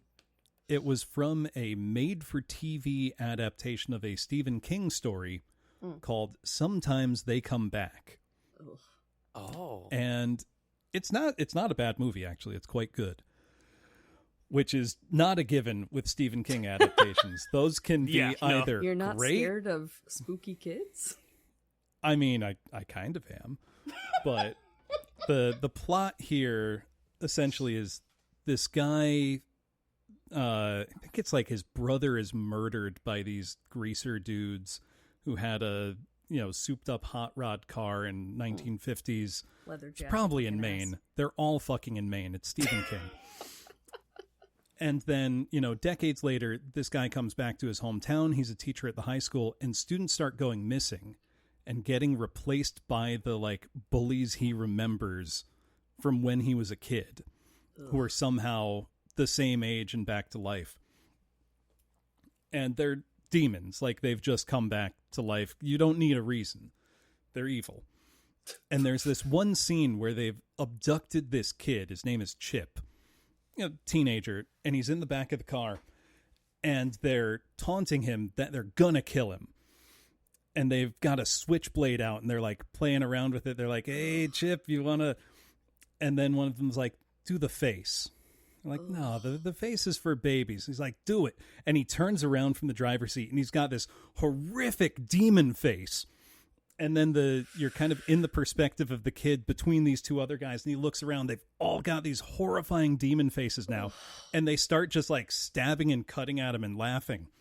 And it goes to a scene outside the car where they just casually toss all of his body parts one by one out of the window of the car, like off a bridge, kind of like juggling his head around at the end. And it's not bloody, like they're just very obviously like foam latex bits that they're tossing out. But just the way it's shot, I must have been like 8 years old. Oh my God. Seeing this on cable. And I think I just turned the TV off and I'm like, I'm going to go outside like and just process that. Having now actually watched the movie, it is pretty good. But that stuck with me for literally 30 years now. When I found it and I sent you the clip of it, you kept saying like, I can't believe how similar it is to my memory. Like I can't believe how clearly I remembered this. Burned in there. And there are two other similar scenes where it's either a moment of shocking violence or just something so completely unexpected. The shorter one to tell about early 80s sci-fi horror movie called Xtro. XTRO. Extraterrestrial movie, kind of gross, kind of splattery. Okay. Not particularly high quality, but there's a scene where a car is driving down like a dark country lane at night, very wooded, very creepy. And as it pulls around the corner, its headlights catch this alien creature in its sights, which then just skitters into the woods. And it's very clearly like a man bent over backwards walking on hand and feet. But that's not how people move, so it's creepy and weird. And the way it's shot, it's really effective. And, when you're, I don't know, maybe 9 years old and you see that, you're like, I'm scared now because I live near woods like that. And what if there's a man skittering in the woods? There might be. You never know. Describe your actions as skittering, Arthur, and now I am thinking of a redraw of that scene with but it's Bloom driving a car and Takako in either the passenger or the back seat, and Arthur is skittering into the woods. That's perfect. I can picture it so clearly. I hate it. The other, and this will be the last one for me. I've mentioned I love trauma movies. But I didn't come to that love until, as a teenager and thought, all the excessive violence and nudity was cool and fun. Right. Which it is, for the record. I got this show for you. It's called Elfin Lied. You're going to love it. Oh, I've seen many times. But, because that came out when I was a teenager. That was like the show. But the first Toxic Avenger movie, great movie, genuine superhero movie. Like that is how I would classify it. Also has the worst people you've ever seen in your entire life. And it's satisfying because you get to watch Toxie kill them brutally. Some not even as badly as they deserve. And the main four are these asshole like teenagers who are obsessed with health and fitness at the Tromaville Fitness Club. They're the reason that poor Melvin turns into Toxie in the first place. But what they do every night, apparently, and this is a disgusting sexual thing for them, is the two guys and two girls, they're couples, get in their hot-rodded car absolutely slamming beers and chugging Jack Daniels out of the bottle. Posing beers. With a score system for hitting pedestrians with their vehicles. This is the most trauma shit I've ever heard. It's filled with, racial slurs and every other kind of slur you can imagine as they're describing the point value. Oh now, while they're doing this, there are alternate shots of like little Timmy saying bye to his big sister as he goes for a bike ride at, 10 p.m. in Tromaville, because why not? And so they see this kid and they absolutely blast into him. Kid goes flying over the dashboard. Oh, like Jesus. genuinely pretty good stunt work. And then the girls in the back seat are like, "Oh, hit him again. He's not dead." And you see this kid like crawling on his hands. His legs don't work. There's a trail of blood everywhere. His bike is ruined. This is a and comedy, then they reverse and slam over him, and his head just explodes. And it's very obviously like a watermelon in a wig. Sure. Yeah, because it's a trauma movie. Like they didn't have money like that. But then it's not enough. They stop the car. They get out. Now it's a grotesque, like, prosthetic splattered child head. Oh. And the women start taking Polaroids and posing with it. And this really says I must a lot have about been society these days. I must have been 8 or 9 years old. No. And I saw that, and let's it go. wasn't just that the violence was shocking. It was that the cruelty. people can be this horrible, and they're laughing, like having the time of their lives. Later on in the movie, one of the girls is like just masturbating to that picture that she took of like this exploded little boy.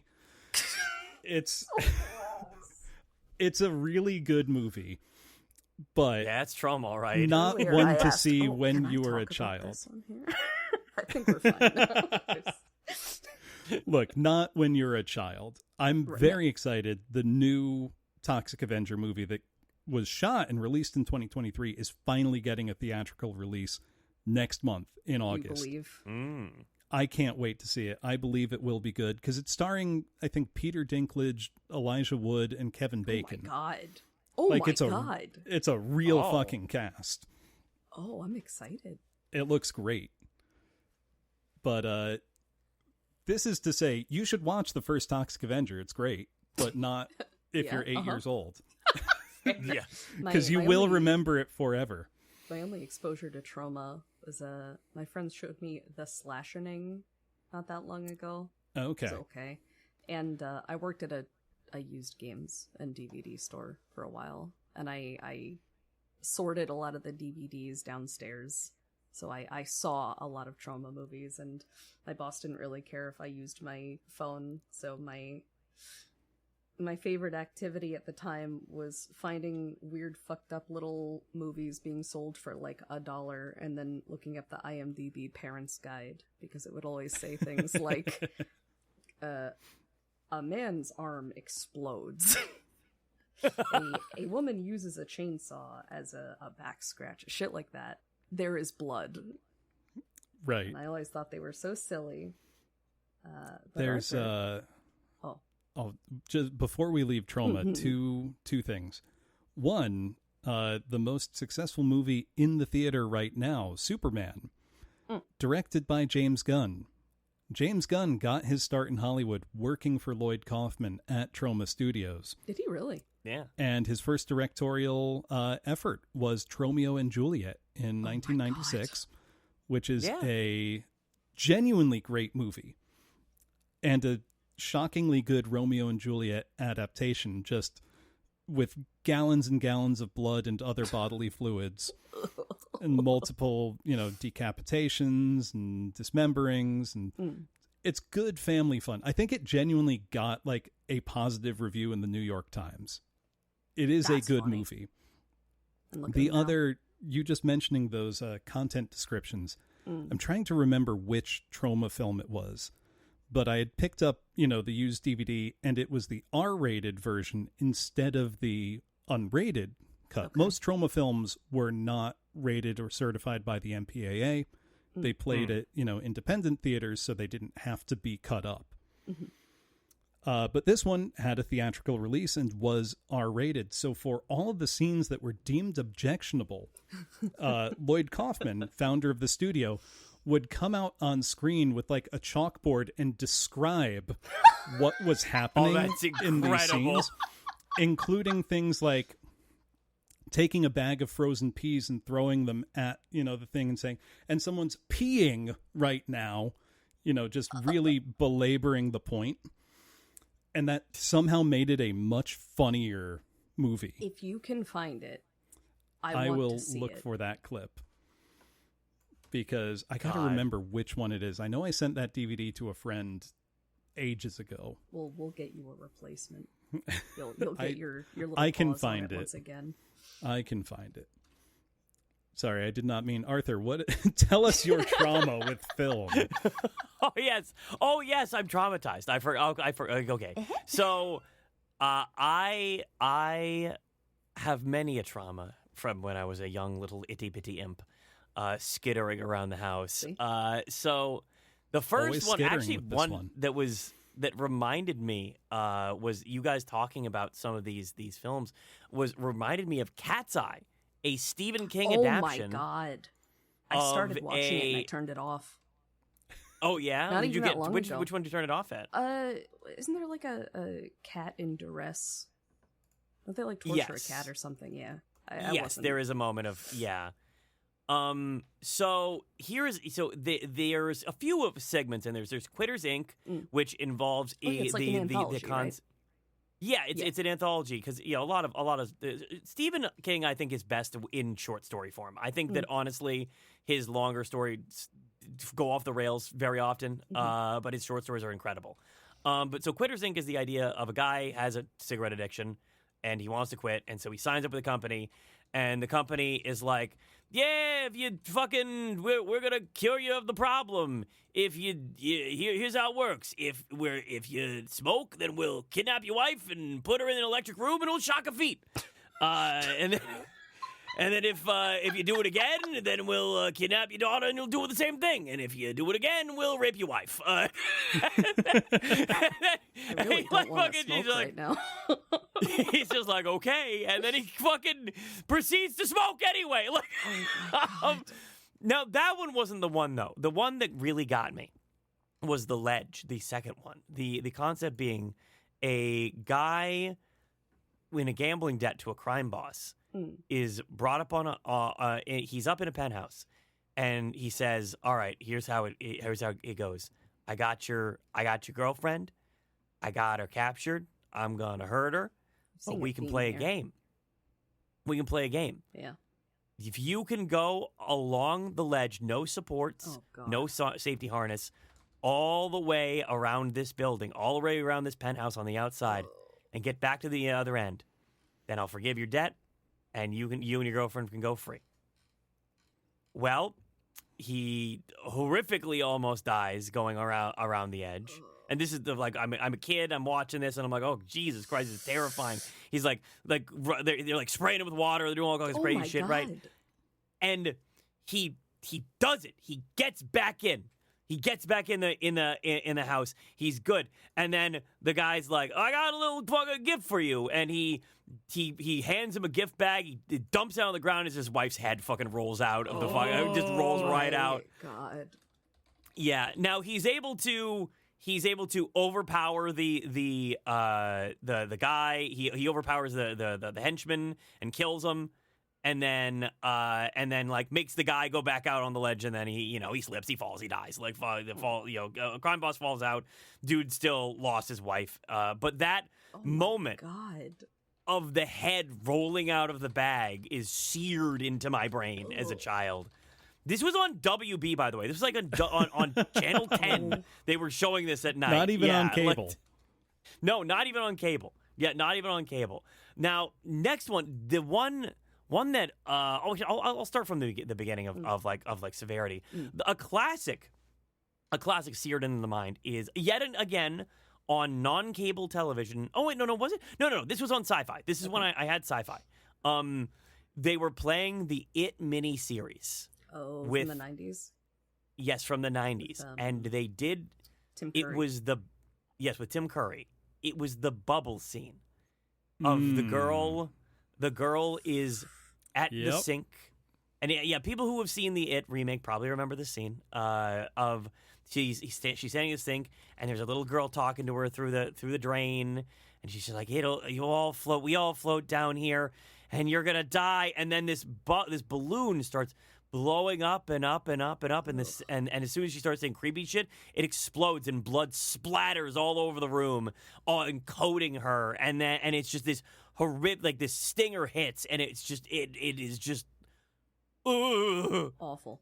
Ugh, just thinking about it Awful. makes my fucking skin crawl. Well, you're a big, so I mean, that's how do I describe? Like, you're pretty OCD.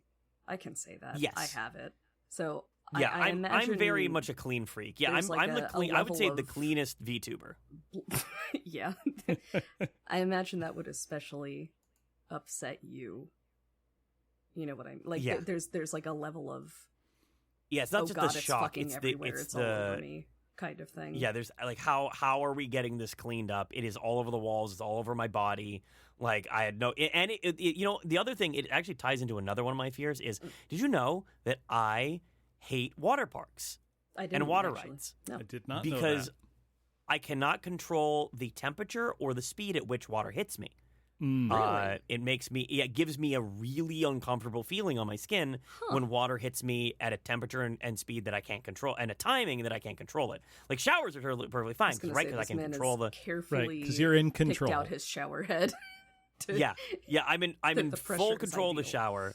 Yeah, I can adjust it to the right temperature. I choose when I get in the water and at what, like I can move in and out of it whenever I want. It's a stationary Did you play in stream. sprinklers as a kid? No, I hated the sprinklers.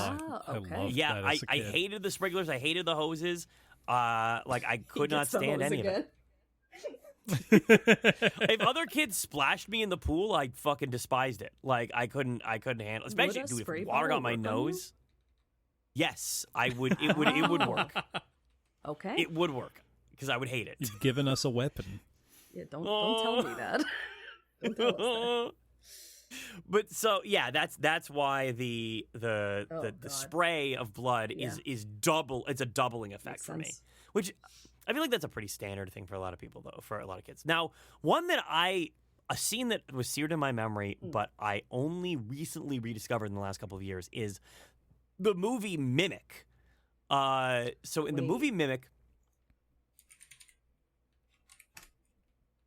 I started watching this and didn't finish it. It's a Del Toro, right?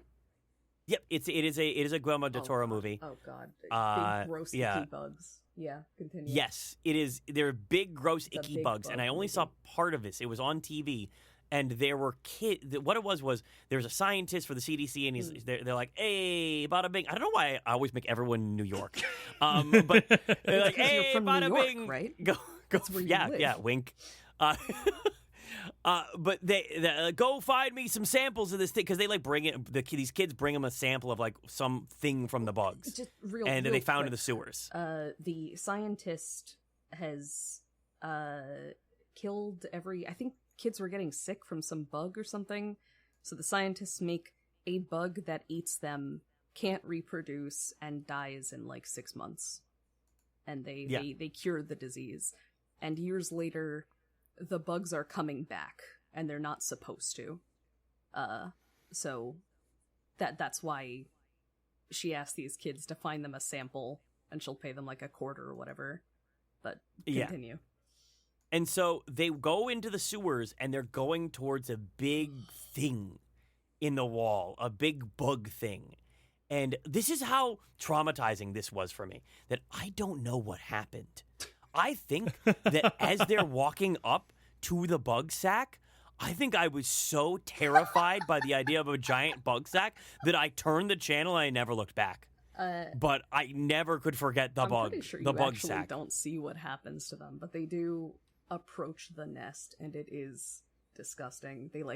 They touch the casing, and you can see it move. Ooh. Awful. I mean, sometimes the thought of what's coming next is true. Much scarier than whatever actually is. Yeah. Especially when you're a kid. Oh, absolutely. We've all seen, like, have we all seen I Saw the TV Glow? Yes. I have not yet.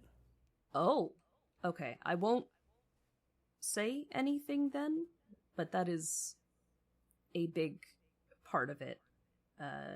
Consuming scary media as a kid and how your relationship with that changes as you grow up. It's certainly not the only theme. You'll probably go prioritize it if I tell you Connor O'Malley shows up in it and does that thing he always does.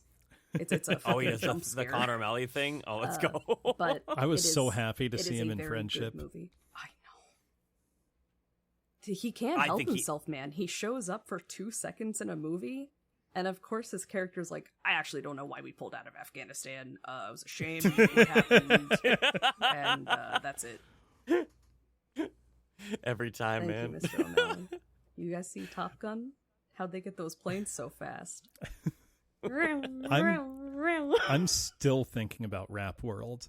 I rewatch it twice a year. I just watched it again the other day. Well, you're always thinking of the line where the guy says, I'm a superhero, but I only kill teachers. I'm a superhero and I only kill teachers. I always think of the guy saying, I'm feeling things that have not been felt since World War II by some people who are in it. God. Now, the last big one for me, this one has a attached story that of the years later effect. So, House of a Thousand Corpses was on TV on the Sci-Fi Channel, and I saw the final scene in the basement with Dr. Satan. And he's got his big rig on, and he's dissecting someone. Seen it, so you can describe. Give me a little context. Like, what is it? The only Rob Zombie thing I've seen is like the first Halloween.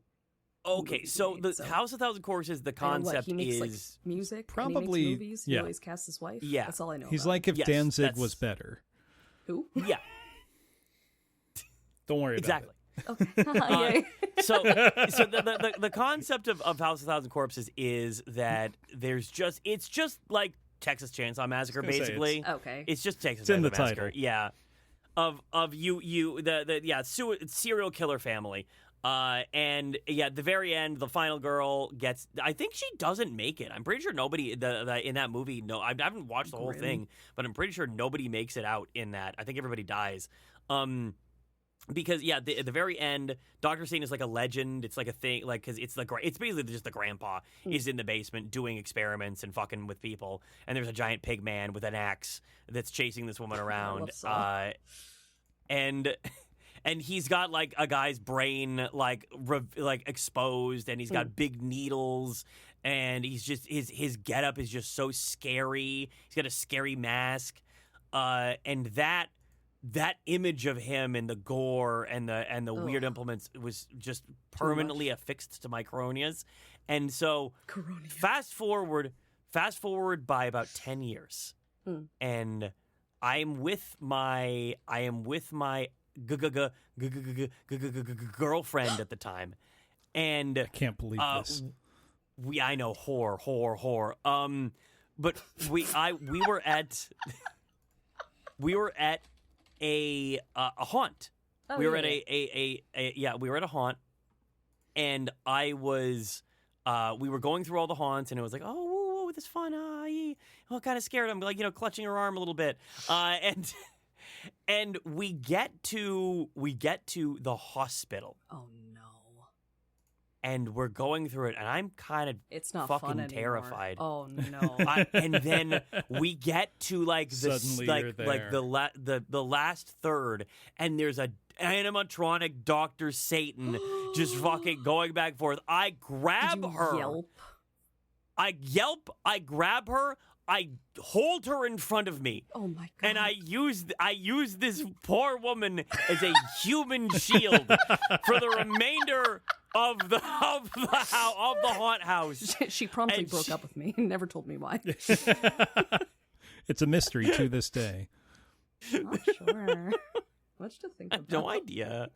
But so that's so funny that you have a base level response, a physical response to seeing this guy again. It was, I could not handle it. It was awful. It was fucking so, look at him, he's so scary! Bloom did post a pic of the guy dissecting in chat, and I posted the SC shocked cat emote that Rurika always uses, my good SC friend shocked. Rurika. SC shocked. I'm also now realizing that a movie I want to see and have been meaning to see basically is just the same as House of a Thousand Corpses / Texas Chainsaw Massacre, which is a film from 2004, so right around the same time, called Skinned Deep, Ew. which is the directorial debut of special effects artist Gabe Bartalos. What else has he done? Gabe Bartalos he was like 16, 17, 18 years old, starting in effects makeup on, I think Spookies was his first movie. Okay. Which has an awesome Spider-Woman transformation scene. Ooh. But then he worked a lot with Frank Henenlotter. So on like Basket Case 2 and 3. Oh, yeah. Okay. He did all the effects for Frankenhooker, which are really, that's a super fun movie if you've not seen it.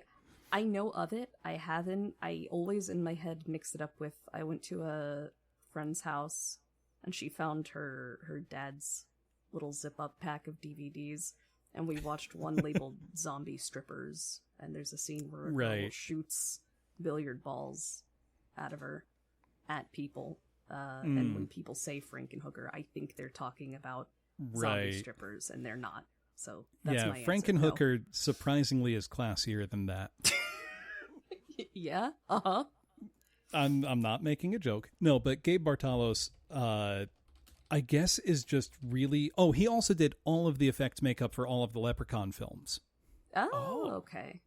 That's probably his best-known work. I've only seen Basket Case from that list, but I did see it. I love Basket Case. That is just a weird movie. But Skin Deep, I guess, was his first directorial film, and because of all the work he's done on the Leprechaun films, he's just friends with Warwick Davis, who plays the Leprechaun. So the Leprechaun in question. Yeah. So he's just in Skinned Deep as one of, like, everybody else is no names, and then it's Warwick Davis, which is kind of funny. But it looks very similarly gross.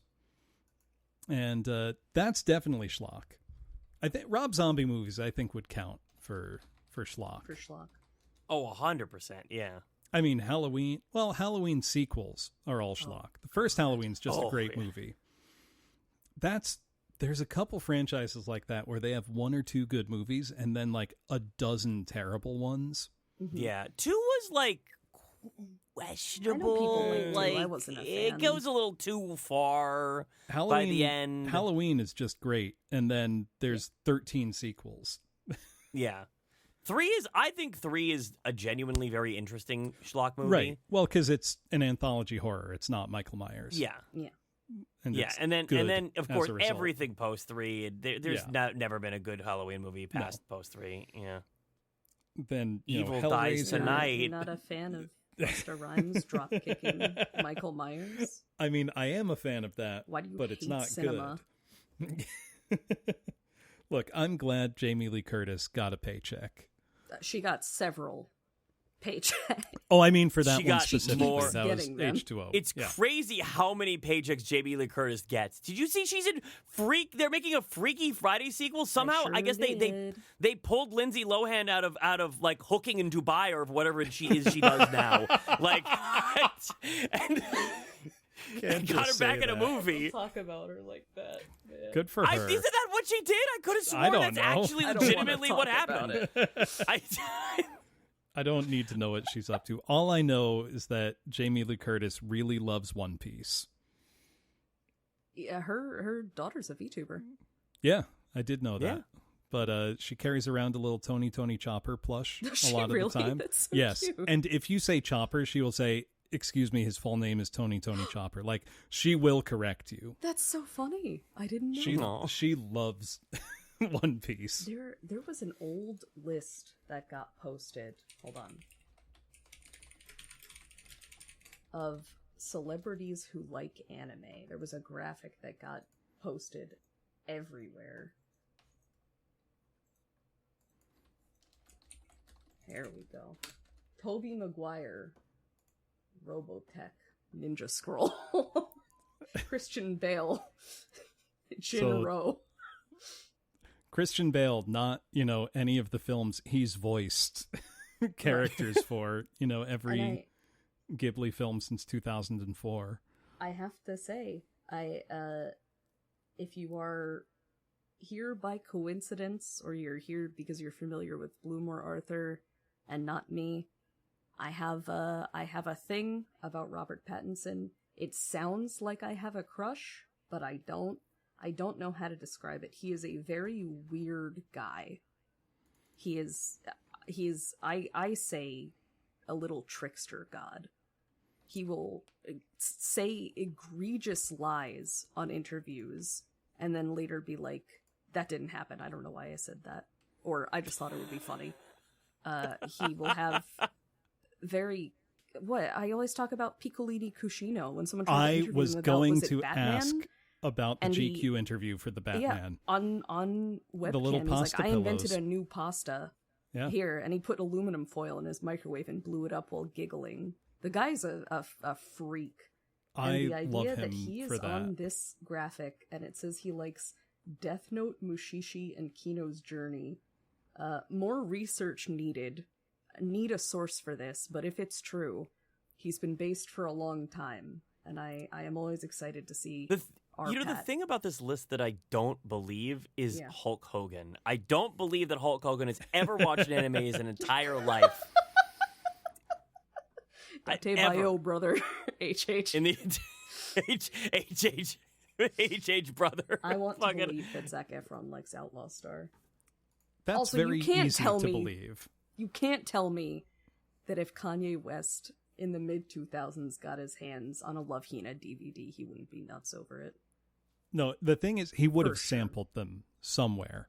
True. Like, they would have ended up in his music. Also, literally everything that the man consumes ends up in his music. So, dude, at one point, one of his Vultures was going to be called TurboGrafx 16. That would have been sick. Also, I know Kanye's been off the deep end for a long time, and I sincerely hope he gets real, meaningful help. But looking at his, anime list, if he loves Golden Boy, don't you can't give him you can't. I will. Don't say you got to give credit where it's due. No. This is the anime version of "But He Made Graduation" right now. I mean, he did make Graduation. The number one rule of being a hater is that you have to be accurate with it. There's a lot of things you can say about Kanye.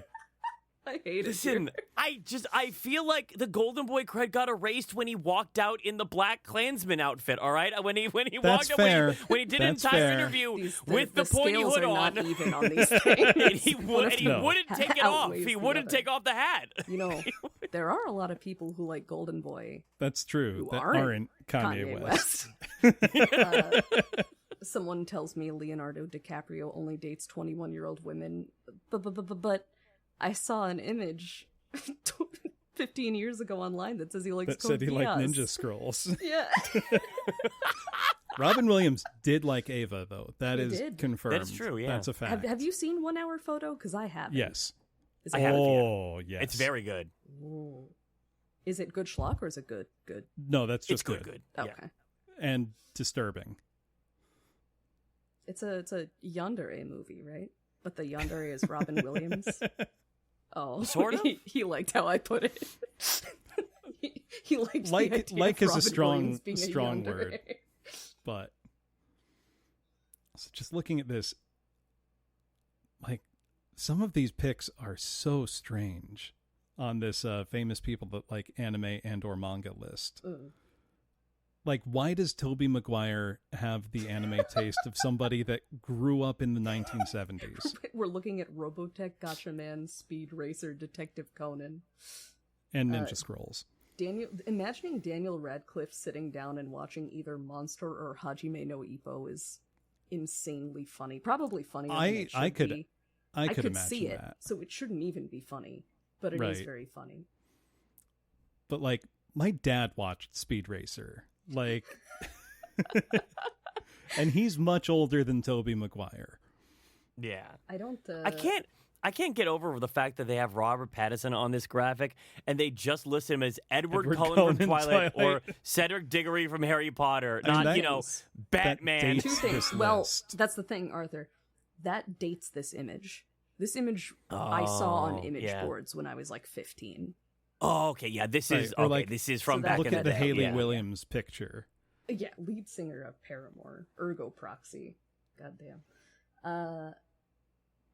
Also, I have to say, and I'll say it every time, when Robert Pattinson appears as Cedric Diggory in Harry Potter, he drops from a tree. He literally drops from above the frame into the frame. And I think that's the funniest way a Robert Pattinson jump scare could occur. He comes, he drops down into the movie, and you're like, whoa, wait, what the fuck? What are you doing? He's here now. It's very good. Very good. It's crazy that the actor they got to replace Andrew WK likes Lucky Star, though. Oi. Oi. Don't do this. I fully believe all the Keanu Reeves picks, though. Oh, yeah, no, that all makes sense. Berserk. Yeah. For sure. I feel like he'd just watch whatever you handed to him. He'd approach it with an open mind. I believe in Keanu. Can we watch Knock Knock? I haven't seen it. I've only seen the scene. Do you know what I'm talking about? No. Knock Knock is I think it's Eli Roth. It is a home invasion movie, but the victim is Keanu Reeves and the home invaders are two sexy women. I'm sold.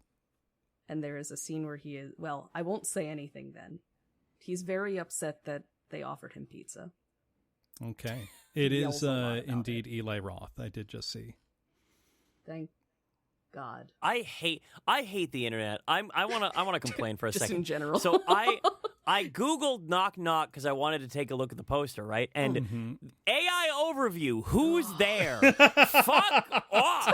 Fuck off, Google. Shut up. You're a computer. I'm not. You're a computer and I don't respect you.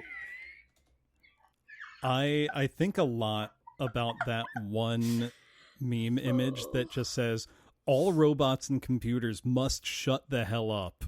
You know, and it's got like welcome to my meme things page. Crossed out. Used to be one of my favorite creators. Just says, to all machines, you do not speak unless spoken to. Yes. And I will never speak to you. I do not want to hear thank you from a kiosk. I am a divine being. You are an object. You have no right to speak in my holy tongue. That's how I feel about AI. Yeah. It also makes, Dune, the concept of a jihad against technology that thinks, I get it now. Yeah, it makes sense. Yeah. Will 2025 be the year that I finally finish David Lynch's Dune? Will it be the year You've that I never finished Lynch's Dune? I have tried to watch it 3 times, and I've fallen asleep every time, and I love David Lynch. Did you read the It was my first small Lynch movie. font? No, not the book. Oh? The small font front and back page that was distributed to theater goers to explain the concept of Dune to them when the movie came out. I haven't. Well, I hear you typing. No, I don't actually know if that flyer is preserved anywhere. Oh, no, there's a terminology flyer. Here we go. Yep. I would recommend they got reading these people a the glossary? book, but they handed it to them as they walked into the theater. Oh my God. Could you imagine saying, yes, I'm here to see, Dune 20, whatever year it came out, the more recent one, and they hand you this sheet explaining to you, well, That's not only so not much only text. here's what it is, here's how you pronounce it, so it's Atreides, the ruling house of planet Caladan. Or Caladan, sorry. And, all these terms. And it was two-sided. It's not just... Pronunciation. It's not just one. Kaitane, home planet of the Padishah Emperor Shaddam IV. Brother, is this real? This is real. Yes, this is 100% real. That's crazy. This is what you were... Here's the other side of the sheet. I was not kidding when I said small font front and back. They filled it up. Yeah. Oh my God. This is so funny.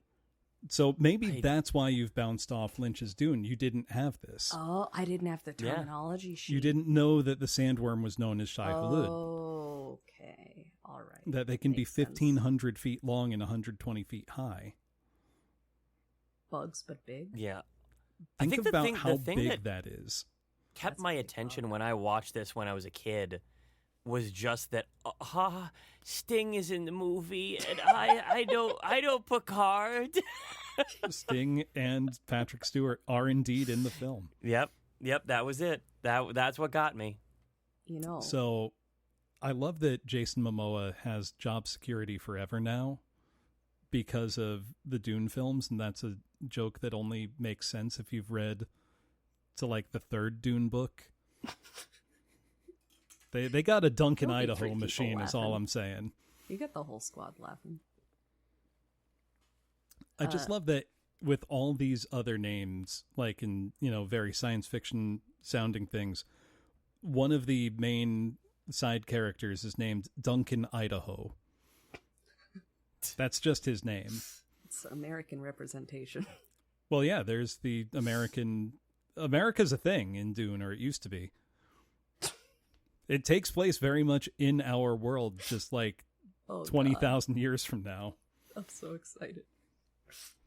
The Lynch Dune is great because of how Baroque the design is of everything, because it is supposed to be an opulent, insane space empire fueled by drugs. Like, very literally fueled by drugs. I have directors whose entire, or at least main output filmography I've been trying to watch. It's I'm still Lynch, working on Cronenberg, still working on Carpenter. Verhoeven. Finished Tarantino last year. Yeah, Verhoeven. And one that I have wanted to watch and have not because I've been saving it for a rainy day is Showgirls. I was about to ask. Showgirls is schlock. And I was wondering I feel strongly you will love it. Really? It is. He's carefully choosing his words. I feel very bad for what's her name? Who was the lead in it? I'm blanking on her name. Elizabeth Barkley. Okay. Because people gave her a really hard time over her performance for being very over the top and shrill and, all these nasty things, which is the point of the character, and she is perfect at it. I don't know why people hated the movie so much. I think genuinely people were not ready. I know exactly why in the modern day, in the mid-2010s, people hated the movie. Do they still? Well, there was a revival of people saying Showgirls sucks. And do you know who did it? It's a little man in a cap and glasses with a tie on, sitting in a chair. No. That's right. A bat credit card. It was the nostalgia critic who did a review of Showgirls that was very popular and got a lot of traction. Beefing with internet personalities. Would you believe that I've never watched a full video of his in my life? Neither have I. I've only seen clips. I can't. That's crazy. That's crazy. Neither of you? I Zero, grew up watching the Nostalgia Critic. Zero overlap. and there's plenty of, movie-related channels I watch regularly. I think I looked at him and said, I want to hear what he has to say about anything, and then just never watched him. So me, poor Doug, man. Jesus. Why are you going to suggest his movie for Schlockcast? Oh God, I don't know if the movie. I don't know if I could. I've watched the Nostalgia Critic movie so many times. I like. Should you be admitting that the CIA couldn't get that out of me? I have seen Kick-Assia easily 30 times. I think there's no movie I've seen more than Kick-Assia, actually. I think that says a lot about society. about Arthur specifically. Well, there's a question. What is the movie you think you've seen more than any other? Oh. Either... Oh, God, never mind. This says a lot about me, too. Either Funny Games or Battle Royale, probably. God. Makes my mind feel very milquetoast. It's the Goonies. You ever just like being happy? This normal person sitting in the middle of us, this normal person. Yeah, I loved the Goonies when I was a kid. And I'm over here on this side. Yeah, I watched literally like nails being pushed under my fingers for like, That's like hygiene. 30 That's times. Look, Battle Royale is very good. And then Taka's over here like, yeah, I just like when everything is fucked and evil. I like when movies that I've seen a lot are movies that friends say, I mean, it was good. I'd never watch it again, though. I see. This is the further beyond the sicko to sicko connection of every single time you have ever shown me a movie, I have been enraptured. Hey, Arthur. You know exactly what I want to see. Well. You want to watch Funny Games? I think you should watch this movie called Climax. I think you'd really like it. You know who Gaspar Noé is? I just think you'd think it's neat. Haha. In fact, ironically, I was thinking one of the first interactions we ever had, I think we were in the same VTubing space, so we kind of knew, we knew of each other, but we hadn't actually talked. And then I decided to chat in your stream, and one of the first things I heard you say was, I really like Sam Raimi movies, and I wrote, yeah, you fucking would. That's so clear. You were like, Taka, what the fuck does that mean? So aggressive. Makes sense. And look at us now. Look. Listen, my entire career in streaming has been just being bullied by women. Like that's like a lot of constantly people would love to be in. A lot of people would pay to be in your position. You shouldn't say that. You're gonna get people to hate you. No one knows how hard it is to be me. But it's true. I feel like there's certain directors who, if I said I liked, you guys would just be like, it makes sense. Yeah, that tracks. That checks out.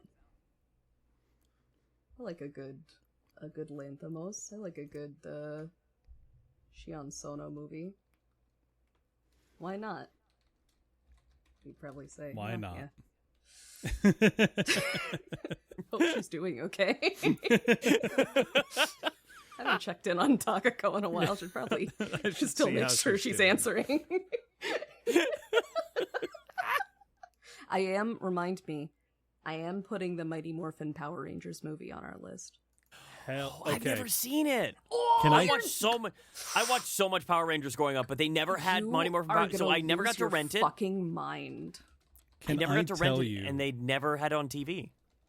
How that might be the movie I've seeing seen the most, that in the theater as a kid.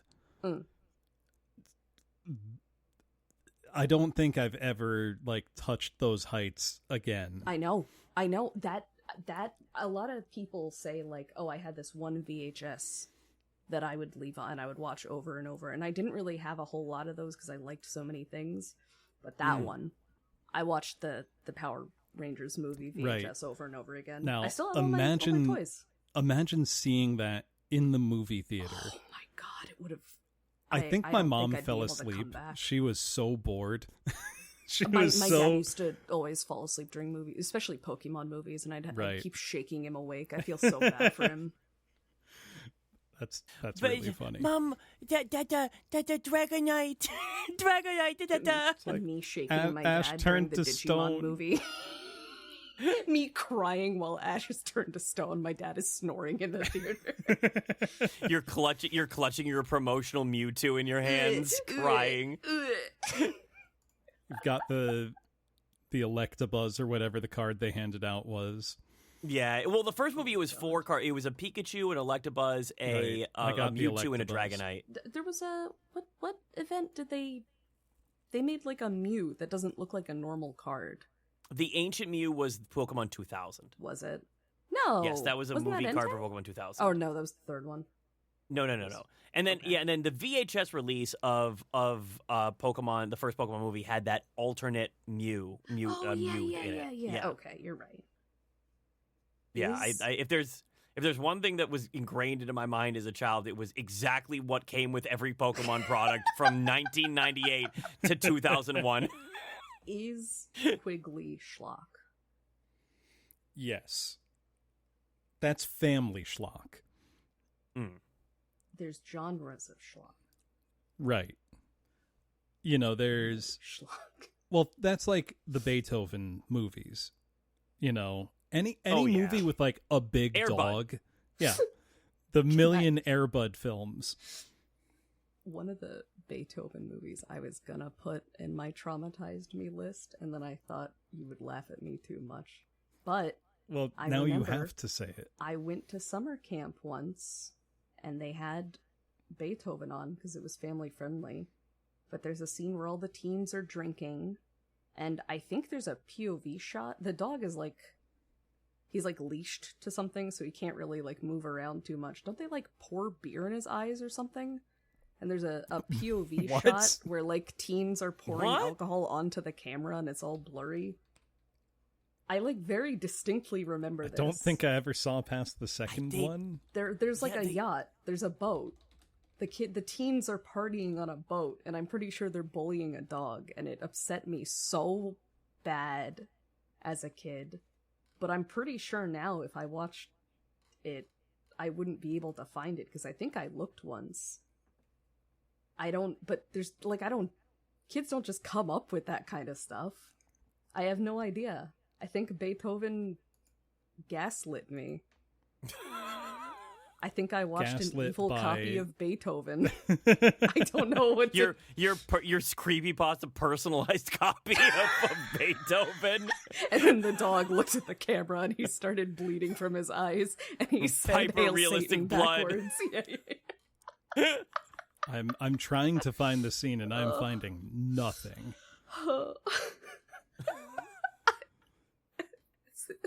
Maybe it was a different dog movie, but I remember the boat. could have so it been. has to be Beethoven. Bloom, how excited are you to be on a podcast with 2 MK Ultra victims? It's pretty good.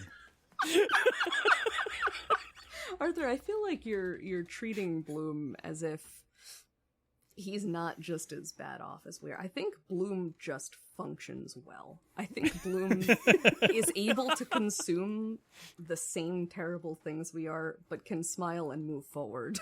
I'm a And I think shockingly that- normal person. This is the difference between you and I. I mean, He's the one where like the conditioning worked out, and he's like he's the perfect sleeper agent. I'm fine. Like, we're the ones that are like, kinda obviously something's wrong. We smell a little weird. We're like shuffling around to the bus Speak for yourself. I station. smell awesome. I'm Wait, going to, wait, next what time am we I- hang out, I'm going to I'm play actually- yeah, not Russian bad right Number now. Station, and I'm going to see what happens to Bloom. oh, nothing. It'll be fine. Hmm. So, fun thing. My brother He's gonna be is digging up Jimmy Carter's corpse. My brother's a Where'd you ham find radio. that? Yeah. Don't worry about it. He's a ham radio Oh. operator. So, and he started doing that, I think, when I was a teen. So I have somewhere still like the cassette tape of his like Morse code practice. Oh. And that was really cool. We built an antenna in the backyard, got signals from like as far away as Lithuania. That's really cool. awesome.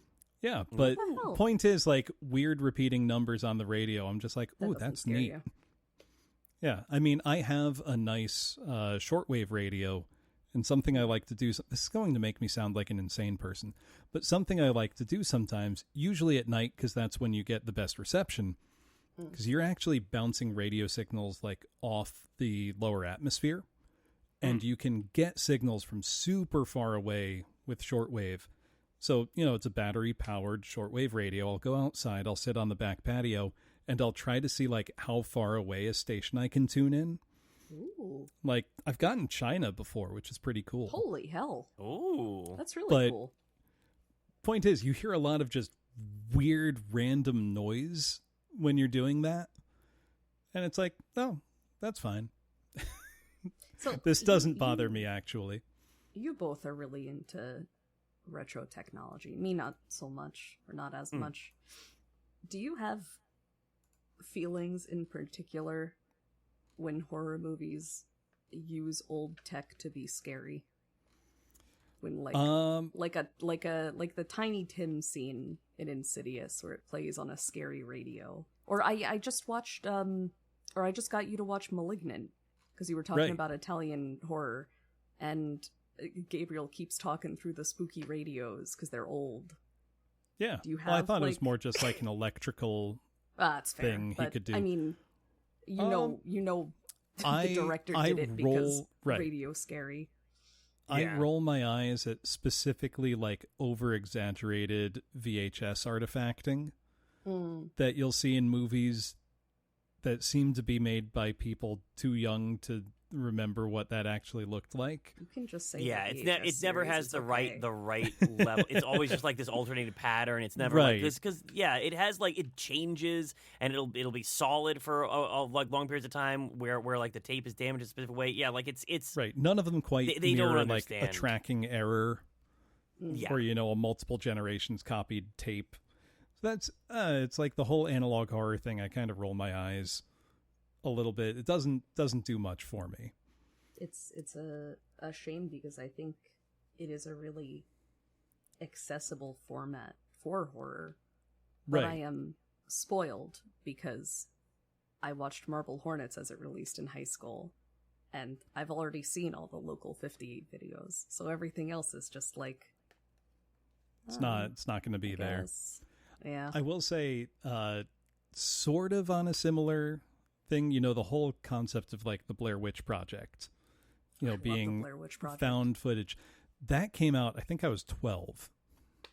And it was like a Did that lightning really fuck bolt. people up. Yes. Yeah. And I probably saw it like rented tape that probably my older brother got to watch with his friends and I watched with them kind of thing. So I was probably 13 or so. And I thought, oh, I'm 13. I'm not going to get scared by this. They're just in the woods. That's stupid. And then it's like, oh my God, that was so scary.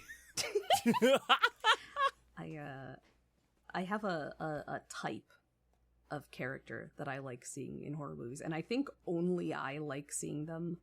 I tend to like bitchy anime girls, right? But as a kid, I was like a teacher's pet.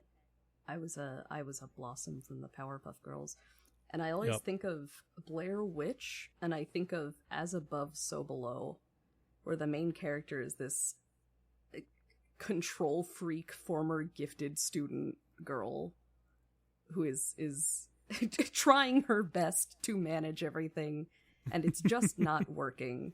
And I love to see her. She rarely shows up, but when she does, I look at her and I feel that connection. As Above, So Below is great. Have you seen it? The one where they go into the Paris catacombs? I've not. I really like it. I don't know that it's schlock. There's certain tropes that I think I should not think are cool anymore, but I do, unfortunately. Like Alice in Wonderland stuff is still cool to me.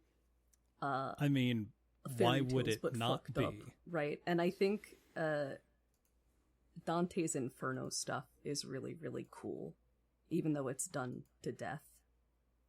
And As Above, So Below is very very circles of hell kind of stuff. Very unexpected, and I like it a lot. Very good found footage. I should look into that. You should. It's good. Yeah. But all right, I think that we've done a pretty good job. I think so we've done too. I think we've done a pretty solid. We're the fucking yappers. The you yappers. two very strong yappers for this, so good. Right. Good on you. Do we want to declare the films we are giving each other as homework for next time? Yeah. Okay. Have we decided? Are we doing one film a day, or I are we think a We podcast should episode? do one per episode, but if we're just yapping about movies, I don't mind recording more than once a week. Like whatever. Works. Yeah. But we should do one per. I think Bloom is right. Right. Yeah, I would agree. So what do we want to do for next week? You have to watch Ticks. Okay. Okay. We're doing Ticks. Done. All right. That's I episode. think it's episode even one. up on YouTube. So I know it's on Tubi because that's where I of course watched it's on it. Poob. Tubi. That's You where can I find it watched on Zoopzorp. Yeah. It's on. It's on Poob. Bufo. It's on Bofa. It's on Dink Doink. Not walking into that one. Damn it. What are your I'm your gonna say assignments? Conquest, the Oh yeah. 1983 Lucio Fulci Mm-hmm. caveman fantasy. Okay. I'm gonna actually hit you guys with a real strong one. Oh. I'm gonna hit us with. Oh, I don't know if this is Schlock though. I want to hit us with Maniac, the remake of Maniac. So for that Which- specifically, I would love for us to watch the original Double and feature. also the remake and talk about Yeah. both. I think that would be Yeah, fun. I think so if we I'm include okay the original, doing then that. yes, I think it Right. does So maybe fit. 2 weeks Yeah, from 'cause the now, first then. is Schlock. Yeah. Hmm. Yeah, that one. Yeah, that to one will prepare for that. be. That would make That'll be a sense. future. That'll be a future episode. Do you Yeah. have So do you have a single? But I am down for that. I'm very down for that. for a single. Oh. All right, grape lady. We already. I'm We so already glad you have- recognized. well, we already have a Fulci. We already have a Fulci episode, a movie in the tank. Yeah, I but mean, that's you not could- like the could Conquest. throw I mean, more I haven't seen Italian it, but that's like you said, that's splatter more in there. swords and sandals. That's not like Right. zombies exploding. So There are think if you wanna zombies. It's double dip, Fulci. it's Some fine. zombies show up, but he just Yeah, couldn't it's help all- himself. There's gonna He be couldn't. zombies. Somebody's eye's gonna get pierced by something. Like Lots it's a of eye Fulci zooms. movie. Yeah, Ugh, as ugh. is always. And I didn't actually. This I'm gonna have to- man organized a invites us to a podcast podcast. where we talk about movies, and then when we say what movie should we watch, you repose. You say, It's like, I didn't movies? know. I've I never didn't heard really, of I one. just calling to talk. I really didn't think about it. Listen. Yeah. I'm listening. Listen. Give me a title. Hold on. Let me check my list. You know the problem is I have so much on my shelf right now. I have so many DVDs on the shelf that I really want to watch. That you know what? I got us something. Oh? Okay. I got us something. I got us a good one. Okay. Final Destination 2. Oh, hell yeah! 2. That- Thank God. Thank that God you picked movie- the Yeah. second worst one. Altered my behavior around logging trucks forever. I'm excited. Good. So when I know we're closing up here, but when I went on that beach trip and Arthur drove out for a day, he said that he had seen the new Final Destination, and I said, I still love the first one. I think it's so fucking good. And you were like, the first one sucks. What? No, Yeah. the first one's You like the best ripped one. it up, and I was so mad. Did I say I shouldn't have invited you? I don't I remember. think you did say that. Yes, to my face on the first beach. one's Yes, the I best you did. meant one. It is the best one, and I tried to explain to him that it has this charm that the other ones don't, because the protagonist is like, he's not just like, oh, what do I do? Right, He's we Let like, me actually read rattling. you. want Let them me to read you my live. review. Theorist. Death's Let me- design. We have to beat it. Let me read you my review on Letterboxd, because I'm sure you read this and probably were seething. I did. Okay, 2 stars. 2 stars. Final Destination 1. Stars. I will be honest, no matter how much I love the Final Destination series, I have to admit that this is the first installment is a stinky turd of a film marred by late can't 90s post-Screamitis. You can't say you love the series and then not like the first one. I think you are actually crazy. Listen, it is post-Screamitis. I'm sorry, okay? Remove the fact that you have a crush on Mary Elizabeth Winstead. Pretend she's not in 3 and try saying it again.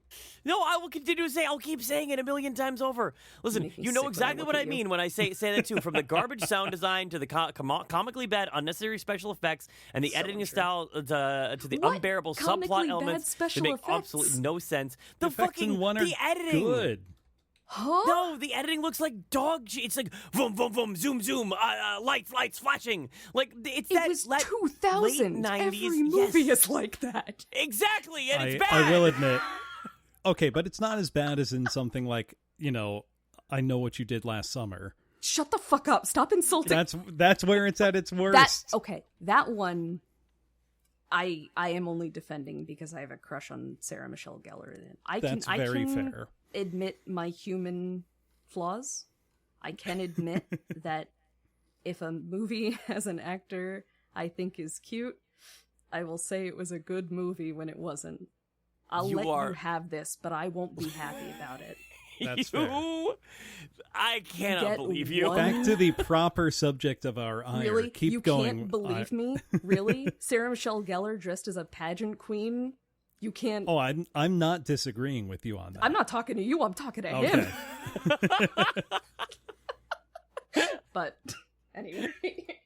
Okay, the unbearable subplot elements that make almost no sense other than to copy-paste tropes from other young adult horror sloppa that was being produced in the same era.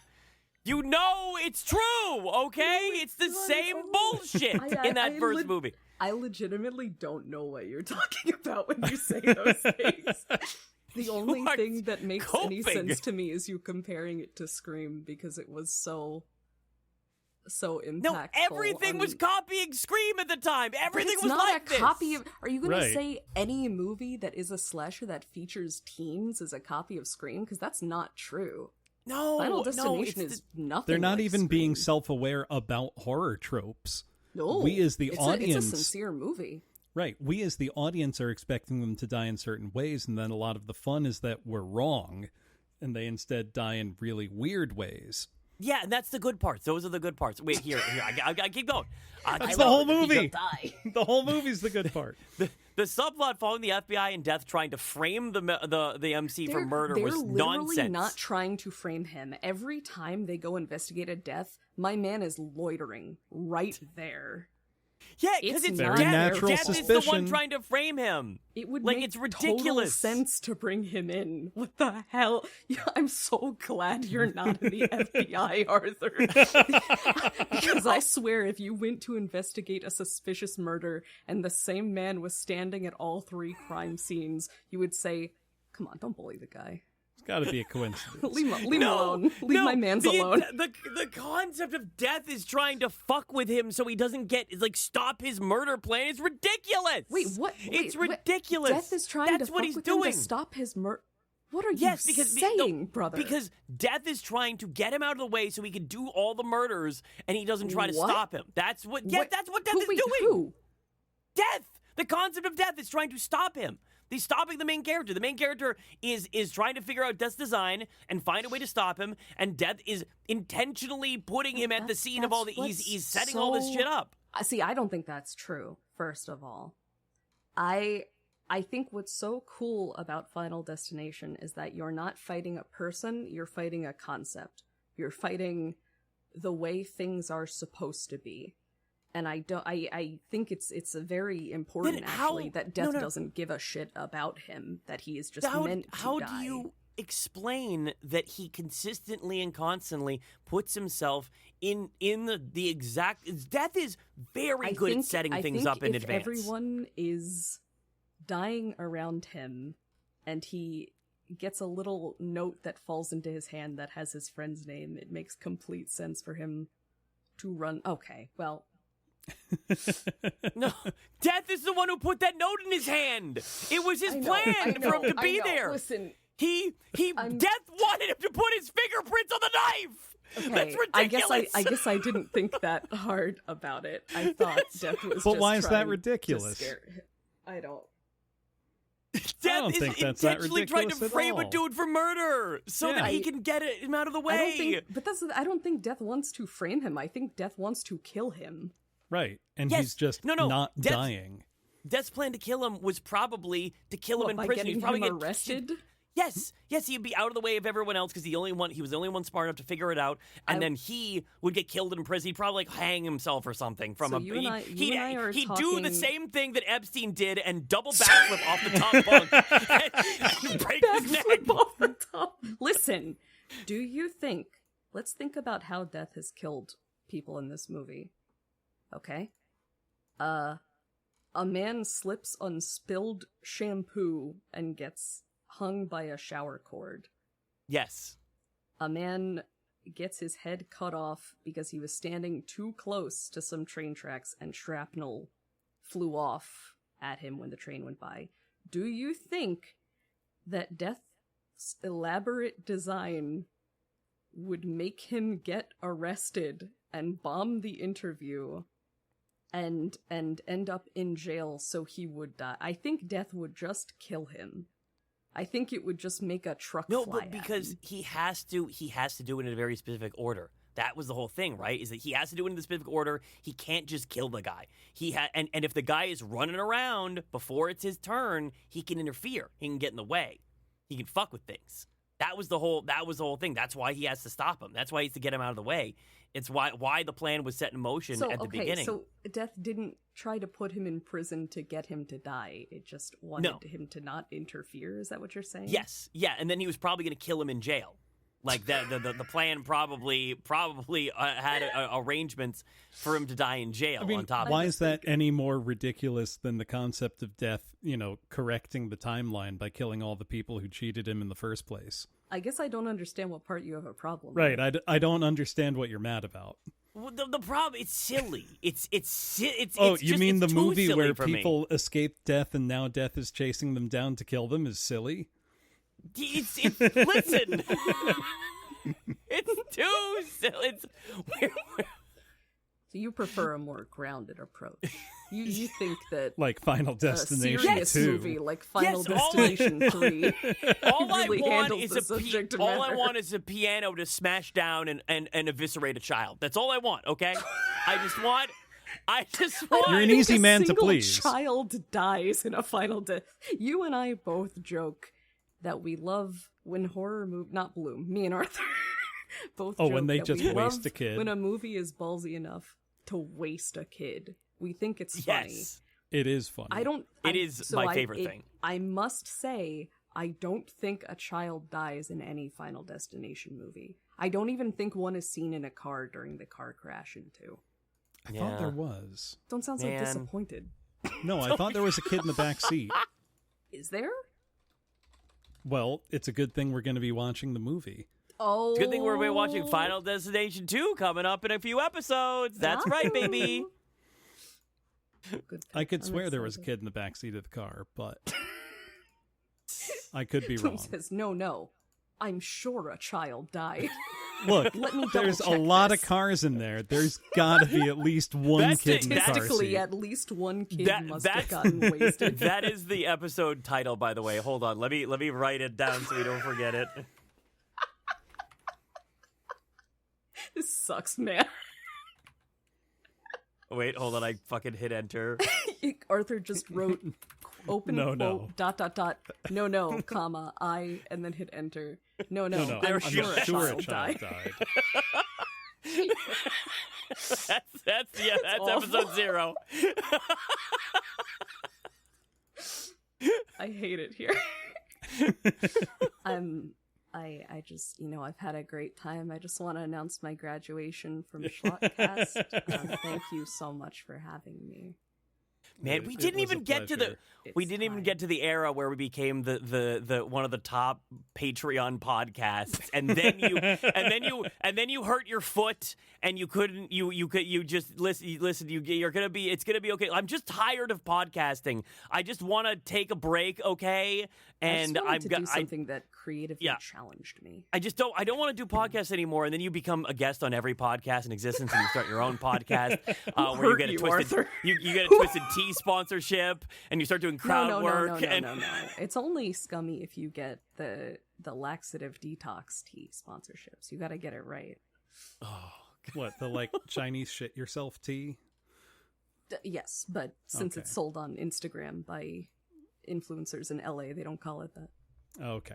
They call it detox tea. Yeah. I mean, that's what it is, but... It sure is. It sure does. But if we're wrapping up, then what do people say at the end of podcasts? Thanks for listening, I guess. Well, I think they usually go through their stuff and what they're doing next. So, so I stream. I mean, we all stream on Twitch, but yeah, like I stream on Twitch. My streams are Sunday, Monday, Tuesday, Thursday, Friday, Saturday. I'm 9 a.m. ish to 3 ish, sometimes way later, depending on how the day goes on EST. I do a lot. I got a YouTube channel that's been doing pretty good recently of shorts, and so that's what I do. You know, follow me on Twitter at @ArthurRabbit_. And that's what I got going on. What do you guys got going on? Yeah, likewise. Obviously, we all stream on Twitch. You can usually find me Monday, Wednesday, and Friday, most of the time starting around 6 p.m. Eastern, usually going for about 6 hours. Sometimes Fridays I like to be a little silly and play a whole RPG in a single sitting, which, you know, is usually about 22 hours-ish, give or take a couple hours. I call myself a professional bad games apologist. That will come through in my movie taste. Yeah. Just to, if that wasn't clear what we actually do, considering it doesn't. Yeah. You are a retro game enthusiast and with a specialty in classic FPS, especially just Doom. Like specifically Doom mostly. Yeah. I have literally just Doom. I've been playing Doom for 30 years and will never stop. So yeah. Where I'm a news guy. I do a lot of news and reacts. I talk about basically everything you could possibly imagine, every different niche from professional yapper. Yeah, professional yapper. Like I talk about just fucking. If there's a news story, I'm probably talking about it. And I also do a lot of retro games. And I've been playing through basically the entire Pokemon series recently. I'm up to Ultra Moon right now. And it's pretty good so far. Though it is it's cutscene simulator. Unfortunately, like a lot of the modern Pokemon games, but for the times that they let me out of the cutscenes, it's fun. Brother. Taga, what you got going on? That's a good question.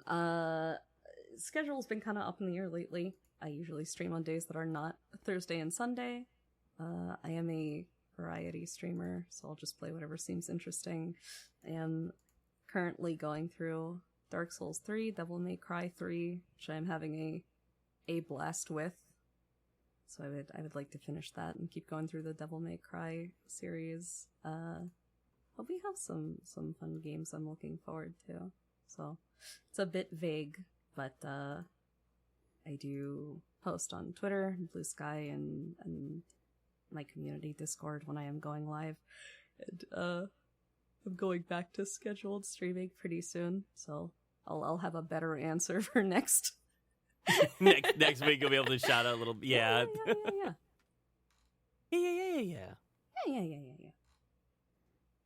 Okay. Yeah, excellent time. I have had a wonderful time with you, my friends. Yeah, thank you for organizing this. Yeah. But yeah, we'll see you next week, chat. Bye. Bye. Outro song. We have a song? All right. I mean, we'll probably have some songs. I don't know, but